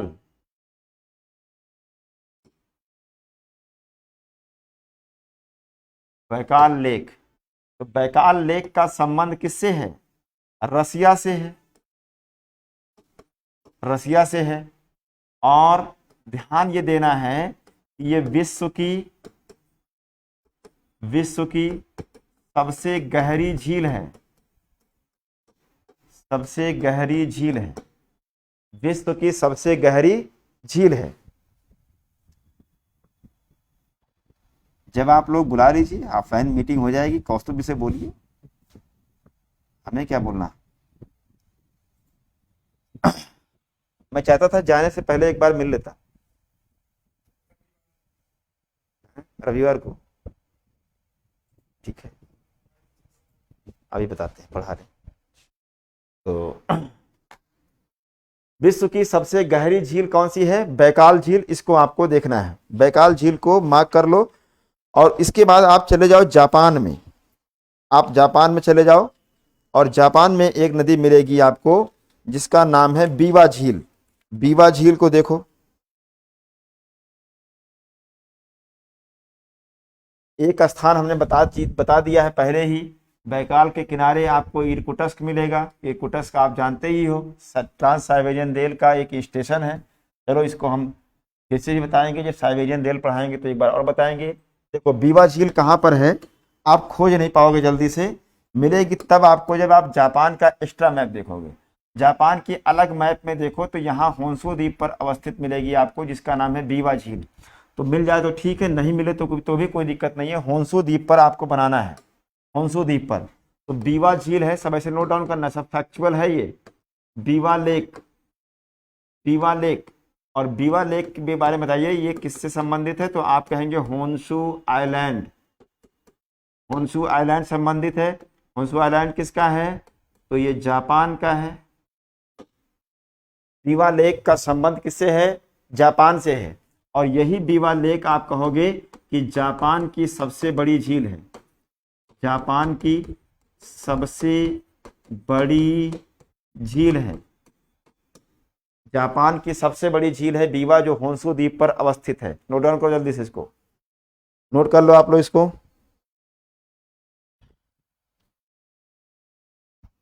हो गया? चलो कंबोडिया में आ जाओ। कंबोडिया में आप देखोगे तो एक झील आपको मिलेगा जिसका नाम है टोनेल Sap. Tonle Sap, Tonle SAP ऐसे लिखना है केवल आपको, टोनेल सैप, टोनेल सैप लेक कहां से संबंधित है? आप कहोगे कंबोडिया से संबंधित है। कंबोडिया में है टोनेल सैप। और इस टोनेल सैप के बारे में जानिएगा, बहुत इंपॉर्टेंट है। ये गोखुर लेक है। गोखुर लेक, गोखुर झील का उदाहरण है। गाय के खुर के जैसी, जैसे नदी जब बहती है ना, तो नदी क्या करती है? मियांडर बनाती है इस तरह से। सर्प जिसको कहते हैं, ये मियांडर है। तो ऐसे कभी कभी क्या होता है, जैसे मान लो ये नदी का ये मार्ग है, ये नदी का मार्ग है, और धीरे धीरे कटते कटते नदी ने मार्ग यहाँ से अपना शिफ्ट कर लिया।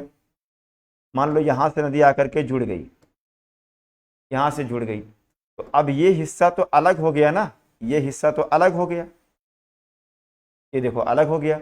अब नदी का मार्ग ये वाला हो गया, यहाँ से जुड़ गई, तो ये नदी ऐसे प्रवाहित होने लगी। देखो जो ये हिस्सा बच गया ना, इसमें पानी भरा हुआ है, तो ये गाय के खुर के जैसा है, इसी को कहते हैं गोखुर झील। तो आपकी जो टोनेल सैप है ना, टोनेल सैप एक गोखुर झील का उदाहरण है। इस झील का, गोखुर झील का उदाहरण है। और जानते रहिएगा कि यह दक्षिण पूर्व एशिया की, साउथ ईस्ट एशिया की सबसे लंबी नदी है। सबसे लंबी नदी है। दक्षिण पूर्व एशिया की सबसे लंबी, क्या लिख रहा हूं यार, दिमाग कहीं और चला गया, इस तरफ हूं मैं,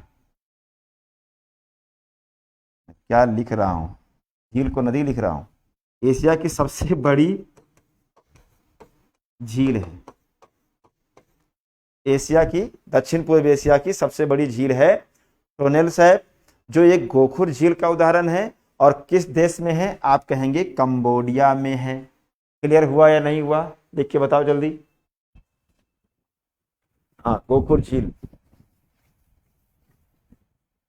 चलो बहुत अच्छा पढ़ रहे हैं। इसमें हम देख रहे हैं कुछ लोग बहुत ही मेहनत कर रहे हैं और इनको कोई रोक ही नहीं सकता होने से। चलो भीड़ का थोड़ी होता है सिलेक्शन, उसी में से तो होता है 10, 15, 50 का। विश्वविद्यालय परिवार में बड़ी लंबी लंबी योजनाएं बन रही हैं और बहुत अच्छी अच्छी योजनाएं बन रही हैं। उनको देखते धीरे धीरे क्या क्या होता है। अभी आप लोगों का टेस्ट करवाया जाएगा, थोड़ा सा ऑफलाइन सब चीज़ें हो जाए, आपका टेस्ट होगा। तो टॉप 50 जो निकलेंगे, ओपन टेस्ट होगा, ऑल यूपी, ऑल इंडिया जो भी देना चाहे ऑनलाइन, और उस टेस्ट में से टॉप 50 चुने जाएंगे और टॉप 50 को पढ़ने रहने की सारी व्यवस्थाएं की जाएगी विश्वविद्यालय परिवार की तरफ से। ये सब चर्चाएं हो रही थी। अभी इसको मैं घोषणा नहीं कर रहा हूँ, आपको मोटिवेट कर रहा हूँ बताने के लिए कि ये सब चीज़ें होने की उम्मीद पूरी है। हम लोग उसी पे काम कर रहे हैं। टॉप 50 जो होगा, टॉप 50 रैंकर्स को मतलब अलग ढंग से तैयारी कराई जाएगी। उनको लाइब्रेरी, पूरा एसी लाइब्रेरी उपलब्ध कराया जाएगा कि वो पढ़ाई कर सकें, और उनका सिलेक्शन के लिए हम लोग एक्स्ट्रा काम करेंगे उनके लिए, सबके लिए करेंगे। लेकिन जो टॉप 50 में आएगा उनका सिर्फ एक ही मकसद होगा हम लोगों का कि उनका सिलेक्शन हर हाल में कराना ही कराना है। तो आप लोग टॉप 50 टेस्ट के लिए, एंट्रेंस के लिए रेडी हो जाओ, ठीक है? सब लोग रेडी हो जाओ। चलो टोनेल सैप हो गया। अब टोनेल सैप से आगे बढ़ो। क्या बताया था? टोनेल सैप के बाद क्या है? टोबा। देखो टोबा सुमात्रा आइलैंड पे मिलेगा। अगर आप दक्षिण पूर्व एशिया का मैप खोलोगे तो ही मिलेगा आपको Toba. Toba, Toba, Toba Indonesia हो जाएगा। अब देखो ध्यान से, मान लो ये टोबा है, टोबा लेक, और टोबा लेक का संबंध है सुमात्रा आइलैंड से, सुमात्रा आइलैंड से, यानी सुमात्रा आइलैंड का मतलब है इंडोनेशिया, इंडोनेशिया टोबा लेक। और यही टोबा लेक आप कहोगे इंडोनेशिया की सबसे बड़ी झील है, इंडोनेशिया की सबसे बड़ी झील है, इंडोनेशिया की सबसे बड़ी झील है आपकी टोबा। इंडोनेशिया की सबसे बड़ी झील कौन सी है? टोबा। किस आइलैंड पर है? आप कहोगे सुमात्रा आइलैंड पर अवस्थित है। क्लियर हो गया?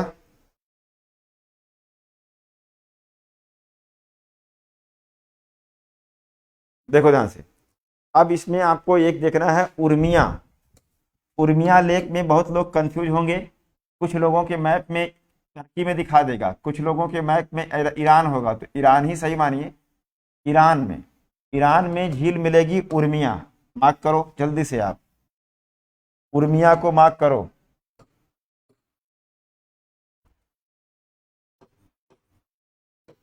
उर्मिया लेक, उर्मिया लेक का संबंध है ईरान से, इससे है ईरान से उर्मिया लेक। और उर्मिया लेक के बारे में जानना है कि ईरान की सबसे बड़ी झील है,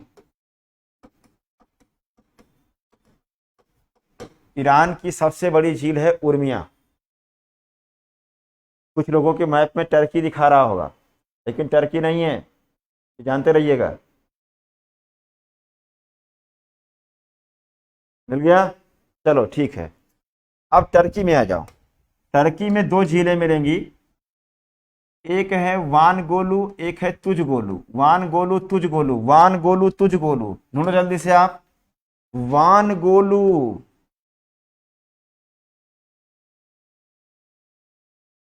और तुज गोलू, वान गोलू तुज गोलू। ठीक है, इन दोनों का संबंध किससे है? आप कहोगे टर्की से है।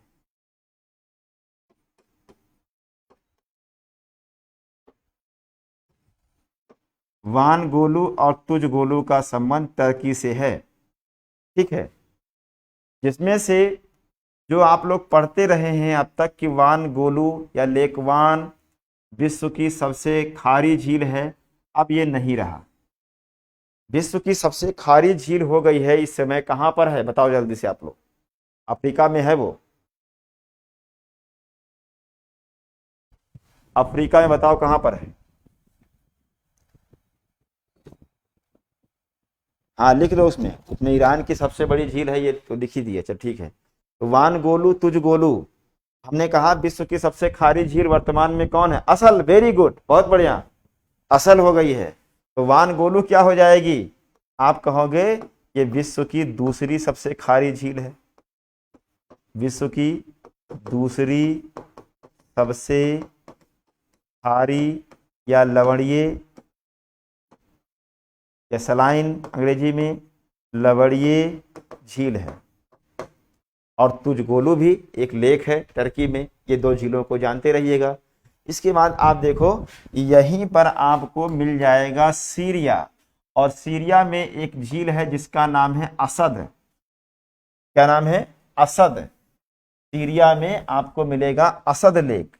मिल जाए तो ठीक, नहीं मिले तो नोट कर लो, असद, असद लेक। असद लेक का संबंध है सीरिया से। और आप नोट करोगे कि ये सीरिया की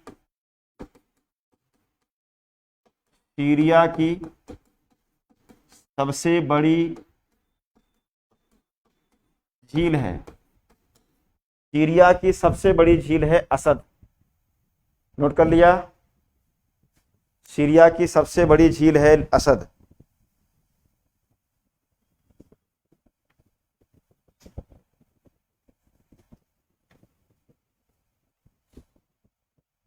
सीरिया की सबसे बड़ी झील है असद।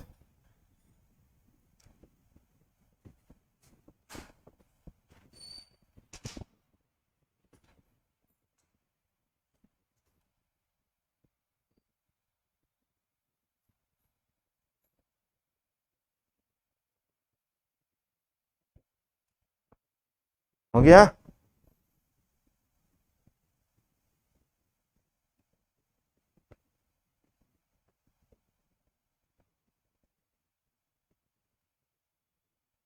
चलो ठीक है।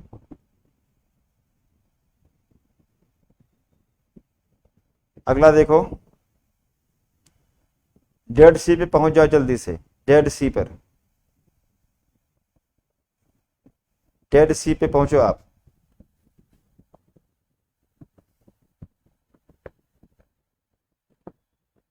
डेड सी।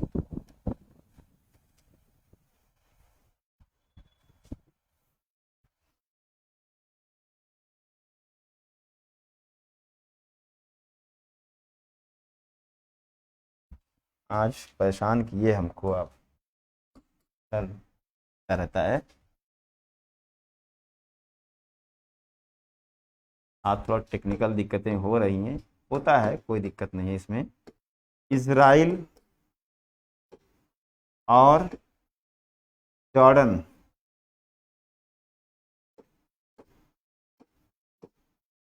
से इसका संबंध है। अब इस डेड सी को मार्क करो आप। जॉर्डन में इजराइल और जॉर्डन से संबंध है इसका। इस डेड सी के बारे में जानो कि समुद्र तल से इसकी ऊंचाई बहुत कम है। तो लिखो पहला पॉइंट, समुद्र तल से सबसे नीची झील है। समुद्र तल से सबसे नीची झील है, या समुद्र तल से सबसे कम ऊंचाई वाली झील है। देखो, यह भी एक अधिक खारी झील है, अधिक लवणीय झील है, या अधिक लवणता वाली झील है। यह भी एक अधिक लवणता वाली झील है। यह भी एक अधिक लवणता वाली झील है। आप कभी जाइए डेड सी में, और डेड सी में जाइए, क्या हो, डेड सी में जाइए, तो अगर आपको तैरना नहीं आता है तो कोई टेंशन की बात नहीं है, आराम से कूद जाइए, आप डूबेंगे नहीं। इसी में तैरते रहेंगे, उबलते रहेंगे, क्योंकि इसकी डेंसिटी बहुत अधिक है। नमकीन पानी है ना इसका, नमक वाला पानी है, लवणीय पानी है, लवणता बहुत अधिक है, तो इसमें आप डूबेंगे नहीं। इसी में लोग जाते हैं और उसी में करते रहते हैं, और झील सब समाप्त हो रही है। देखो, ये सब चीज़ें आपको प्लेट टेक्टोनिक जब पढ़ाएंगे ना, तो बहुत सारी चीज़ें क्लियर होगा। ये सब उसी का पार्ट है, किसका, टेथिस सागर का। और टेथिस सागर संकुचित हो गया, जो इधर पूरब वाला हिस्सा है वहां तो हिमालय बन गया। अभी देखो ये सब जो है ना, ये सब जो एरिया देख रहे हो, ये सब एरिया, जैसे हिमालय वाला पार्ट यहाँ पर है, ये सब है, ये तो बन गया। यहाँ भी टेथिस सागर हुआ करता था, तो ये सब ऐसे देखो सब बना आ रहा है। ये सब जो अरल देख रहे हैं ना, अरल अरल, ये सब माउंटेन एरिया ही तो है सब। अरब सागर भी खत्म हो जाएगा, कैस्पियन भी उसी का, टेथिस का ही पार्ट है, ये भी सब खत्म हो जाएगा। देखो यहाँ से हो ही गया है, यहाँ से एक पर्वत आ ही गया है, काकेशस। ब्लैक पर्वत पे ब्लैक सी खत्म हो जाएगा, मरमरा, ये सब जितना भी है, भूमध सागर, ये सब समाप्त हो जाएगा। सब आपस में क्या होगा, जुड़ जाएगा, सचर जोन बन जाएगा। जैसे सिलाई होती है ना, सिल जाएगा। सारे जो महाद्वीपीय आइलैंड है आपस में क्या करेंगे, ये जुड़ेंगे, तो सचर जोन बन जाता है वो। तो खैर, डेड सी में लिखो, इसकी लवणता अधिक है, इसकी लवणता अधिक है, और ऊंचाई इसकी क्या है, सबसे कम है। अब वहीं पर गैलाइल देख लो। गैलाइल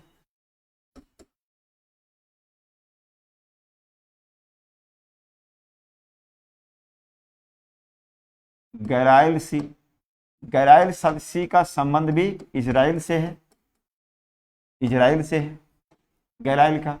तो गैलाइल भी क्या है, एक खारी झील ही है। इन्हीं दोनों के बीच में क्या होती है, नदी बहती है, कौन सी, जॉर्डन, जॉर्डन रिवर, आप जानते हैं। तो गैलाइल सी को भी मार्क करना है, गैलाइल सी को मार्क कर लो इजराइल में। ये हो गया। अब कौन सा बचा, थोड़ा लिस्ट बताओ हमें, कौन सा बचा, कैस्पियन। चलो आ जाओ, कैस्पियन पे आ जाओ, जल्दी से आओ, समाप्ति की ओर है। कैस्पियन सागर, देखो एक बड़ी सी झील दिखेगी, कैस्पियन सागर। ये देखो यहाँ पर, ये कैस्पियन सागर है, कैस्पियन सागर। और कैस्पियन सागर का संबंध कहाँ कहाँ से है, देखो ध्यान से आप, कैस्पियन सागर को मार्क कर लो आप। कैस्पियन सी का संबंध है तुर्कमेनिस्तान,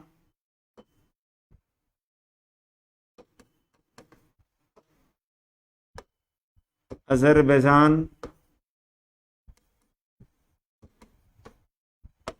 अजरबैजान, जे है जेड है, जेड है, अजरबैजान, कजाकिस्तान, कजाकिस्तान, ईरान, रसिया,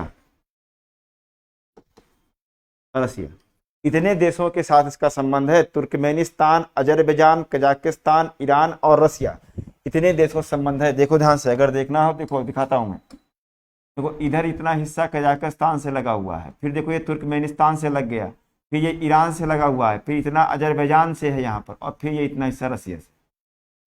तो कैस्पियन सागर के बारे में नोट डाउन करो। विश्व की सबसे बड़ी एवं लंबी लेक है, विश्व की सबसे लंबी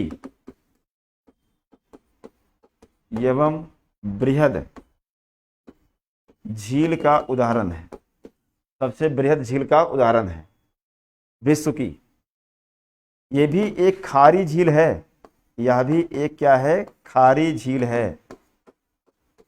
ये सब समाप्त हो जाएगा, सब संकुचन हो रहा है धीरे धीरे। यूपीएससी से पूछा गया प्रश्न, अरल सागर कम हो रहा है, सब कम हो रहा है ये सब। उसके पीछे कारण भी हमने थोड़ा सा बताया, हालांकि जब हम पढ़ाएंगे जियोमॉर्फोलॉजी तो वहां पर ये कारण और भी बेहतर ढंग से समझ में आएगा क्यों संकुचित हो रहा है सब। तो कैस्पियन सागर विश्व की सबसे बड़ी एवं लंबी झील है।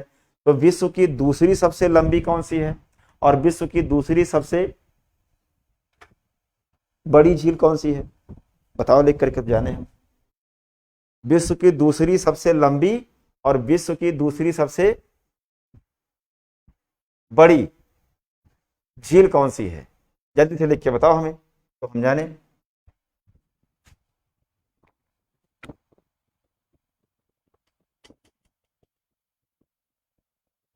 सुपीरियर दूसरी है, वेरी गुड, बड़ी है ये। और दूसरी लंबी कौन सी होगी, दूसरी लंबी कौन सी होगी, अगर बता दो तो मजा आ जाए फिर। विश्व की दूसरी सबसे लंबी, विश्व की दूसरी सबसे बड़ी तो सुपीरियर है, ठीक है। विश्व की दूसरी लंबी,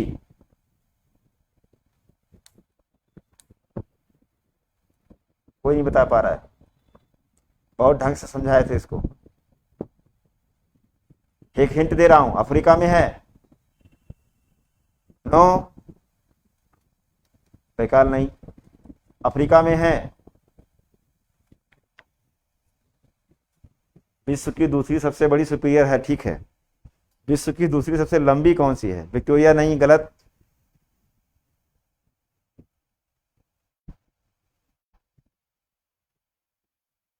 कैस्पियन क्यों लिख रहे हैं, कैस्पियन तो बड़ा सबसे विश्व का है। टंगनाइका, तो कौस्तुभ में लिखा है इसको, टंगनाइका है, सही है, वेरी गुड, टंगनाइका है। टंगनाइका विश्व की दूसरी सबसे लंबी झील टंगनाइका है, और विश्व की दूसरी सबसे बड़ी कौन सी है, सुपीरियर है। लेकिन मीठे पानी की दृष्टि से विश्व की सबसे बड़ी कौन सी होगी, तो कहेंगे सुपीरियर होगी, क्योंकि ये खारी झील है, इसका पानी पीने योग्य नहीं है। अब देखो ध्यान से, इसके किनारे आपको अजरबैजान की राजधानी मिलेगी बाकू। बाकू मिला क्या, इसके किनारे देखो आपको मिलेगा बाकू, अजरबैजान की राजधानी है, लिखो अजरबैजान की राजधानी है, यह अजरबैजान की राजधानी है बाकू। बाकू अजरबैजान की राजधानी है, बाकू अजरबैजान की राजधानी है। और ध्यान दीजिएगा, यहाँ बाकू रीजन में बहुत ज्यादा आयल मिलता है। हालांकि हम आयल का सोच रहे हैं, अलग से ही एक कंटेंट क्रिएट कर देते हैं। जितने तेल के कुआं हैं सब एक साथ पढ़ा देते हैं हम, चाहे वो पश्चिम एशिया के हों चाहे दक्षिण पूर्वी एशिया के हों, तो सारे जो आयल वाले रीजन हैं। क्योंकि आपका जब मेंस में लिखने को आएगा ना कि विश्व के जो ये संसाधन में पेट्रोलियम पूछ सकता है, तो एक साथ रहेगा तो अच्छा रहेगा। तो बाकू में जानते रहेगा, बाकू में क्या मिलता है, खनिज तेल मिलेगा, खनिज तेल। और प्लस प्राकृतिक गैस, नेचुरल गैस। अब याद आएगा आपको क्या? अगर जो लोग पढ़े होंगे, जिनको याद होगा, वो जानते होंगे कि हमने बाकू का नाम लिया है एक बार और पहले, जब हम पढ़ा रहे थे बोल्गा रिवर, तो हमने कहा था बोल्गा का जो डेल्टाई क्षेत्र है उसको सेकंड बाकू कहते हैं। सेकंड बाकू क्यों कहते हैं? क्योंकि वहां भी खनिज तेल मिलता है, इसलिए सेकंड बाकू कहते हैं उसको। तो ये फर्स्ट बाकू हो गया एक प्रकार का। तो खनिज तेल और प्राकृतिक गैस का उत्पादन होता है बाकू में बड़े पैमाने पर, इसको भी आपको जानते रहना है। चलो अब आगे देखो, एक झील आपको मिलेगी अरल सागर। दो देश हैं, अरल सागर को मार्क करो आप। अरल सी, अरल सी, दो देश हैं, उज्बेकिस्तान और कजाकिस्तान।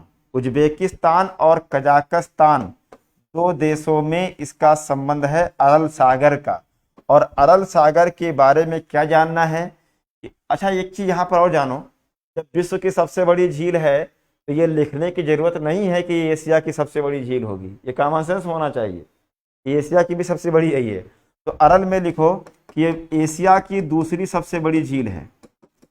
एशिया की दूसरी एवं विश्व की चौथी सबसे बड़ी झील है। चौथी बड़ी झील है, लिखो ध्यान से। एशिया की दूसरी एवं विश्व की चौथी सबसे बड़ी झील है, जो कजाकिस्तान और उज्बेकिस्तान में अवस्थित है। ओके, अब एक झील आपको और कर लेना है, केवल नोट करना है, कुछ जानना नहीं है अभी। यहाँ देखो बालखास है, कजाकिस्तान में एक झील है बालखास। बालखास कजाकिस्तान में आप देखो बालखास है।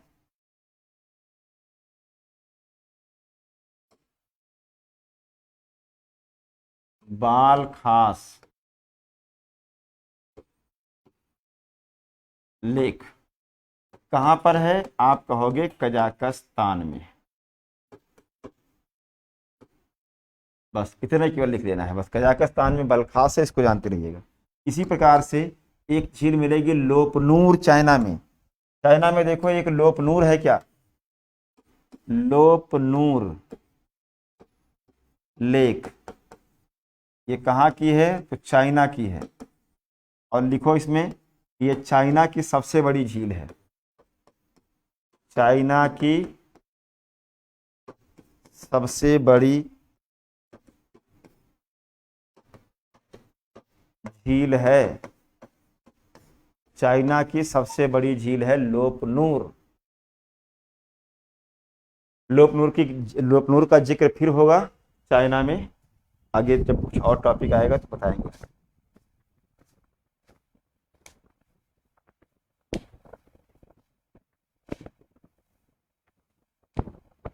क्लास रुक गया? क्लास चल रहा है? चल रहा है ना? ठीक। तो ये हो गया झील। अब झील भी हो गया, नदी भी हो गया। इस झील को बार बार आपको रिवाइज करना है। सबसे पहले हमने क्या कहा? बैकाल झील। बैकाल के बाद जापान में बीवा झील। बीवा झील के बाद टोनेल सैप देखा आपने। टोनेल सैप के बाद टोबा झील देखा गया। टोबा झील के बाद क्या देखे आपने? उर्मिया झील। उर्मिया के बाद वानगोलू तुजगोलू। इसके बाद असद झील देखा गया। असद के बाद कैस्पियन सागर में गए। कैस्पियन सागर के बाद अरल सागर गए। अरल सागर के बाद कहाँ गए? बालखास झील। बालखास झील के बाद हम लोगों ने देखा लोपनूर झील। ये लिस्ट हो गई, ठीक है, ये लिस्ट हो गई।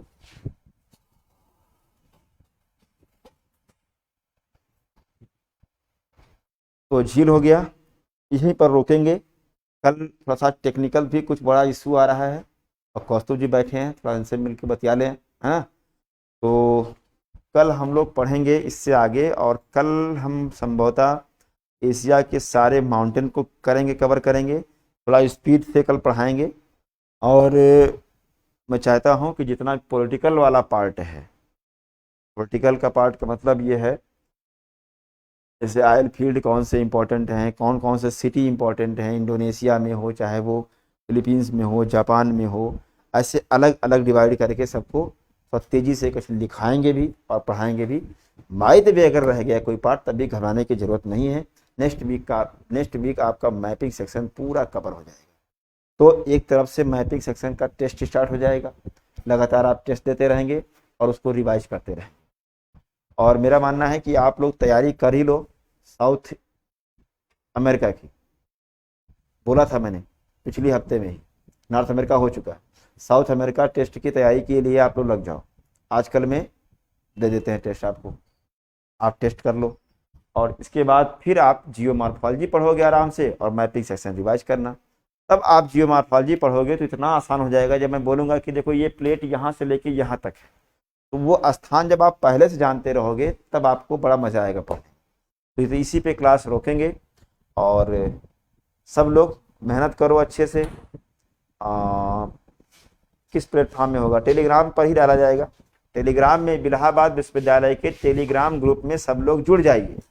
सर्च कर लीजिए हिंदी में इलाहाबाद विश्वविद्यालय परिवार, हिंदी में, हाँ इलाहाबाद हो जाएगा, उसे यूनिवर्सिटी ऑफ इलाहाबाद फैमिली, उससे भी मिल जाएगा। तो उसमें देखो और सब लोग वहीं पर जुड़े रहो। एक प्लेटफॉर्म पे रहने पर इनको भी आसानी होगी।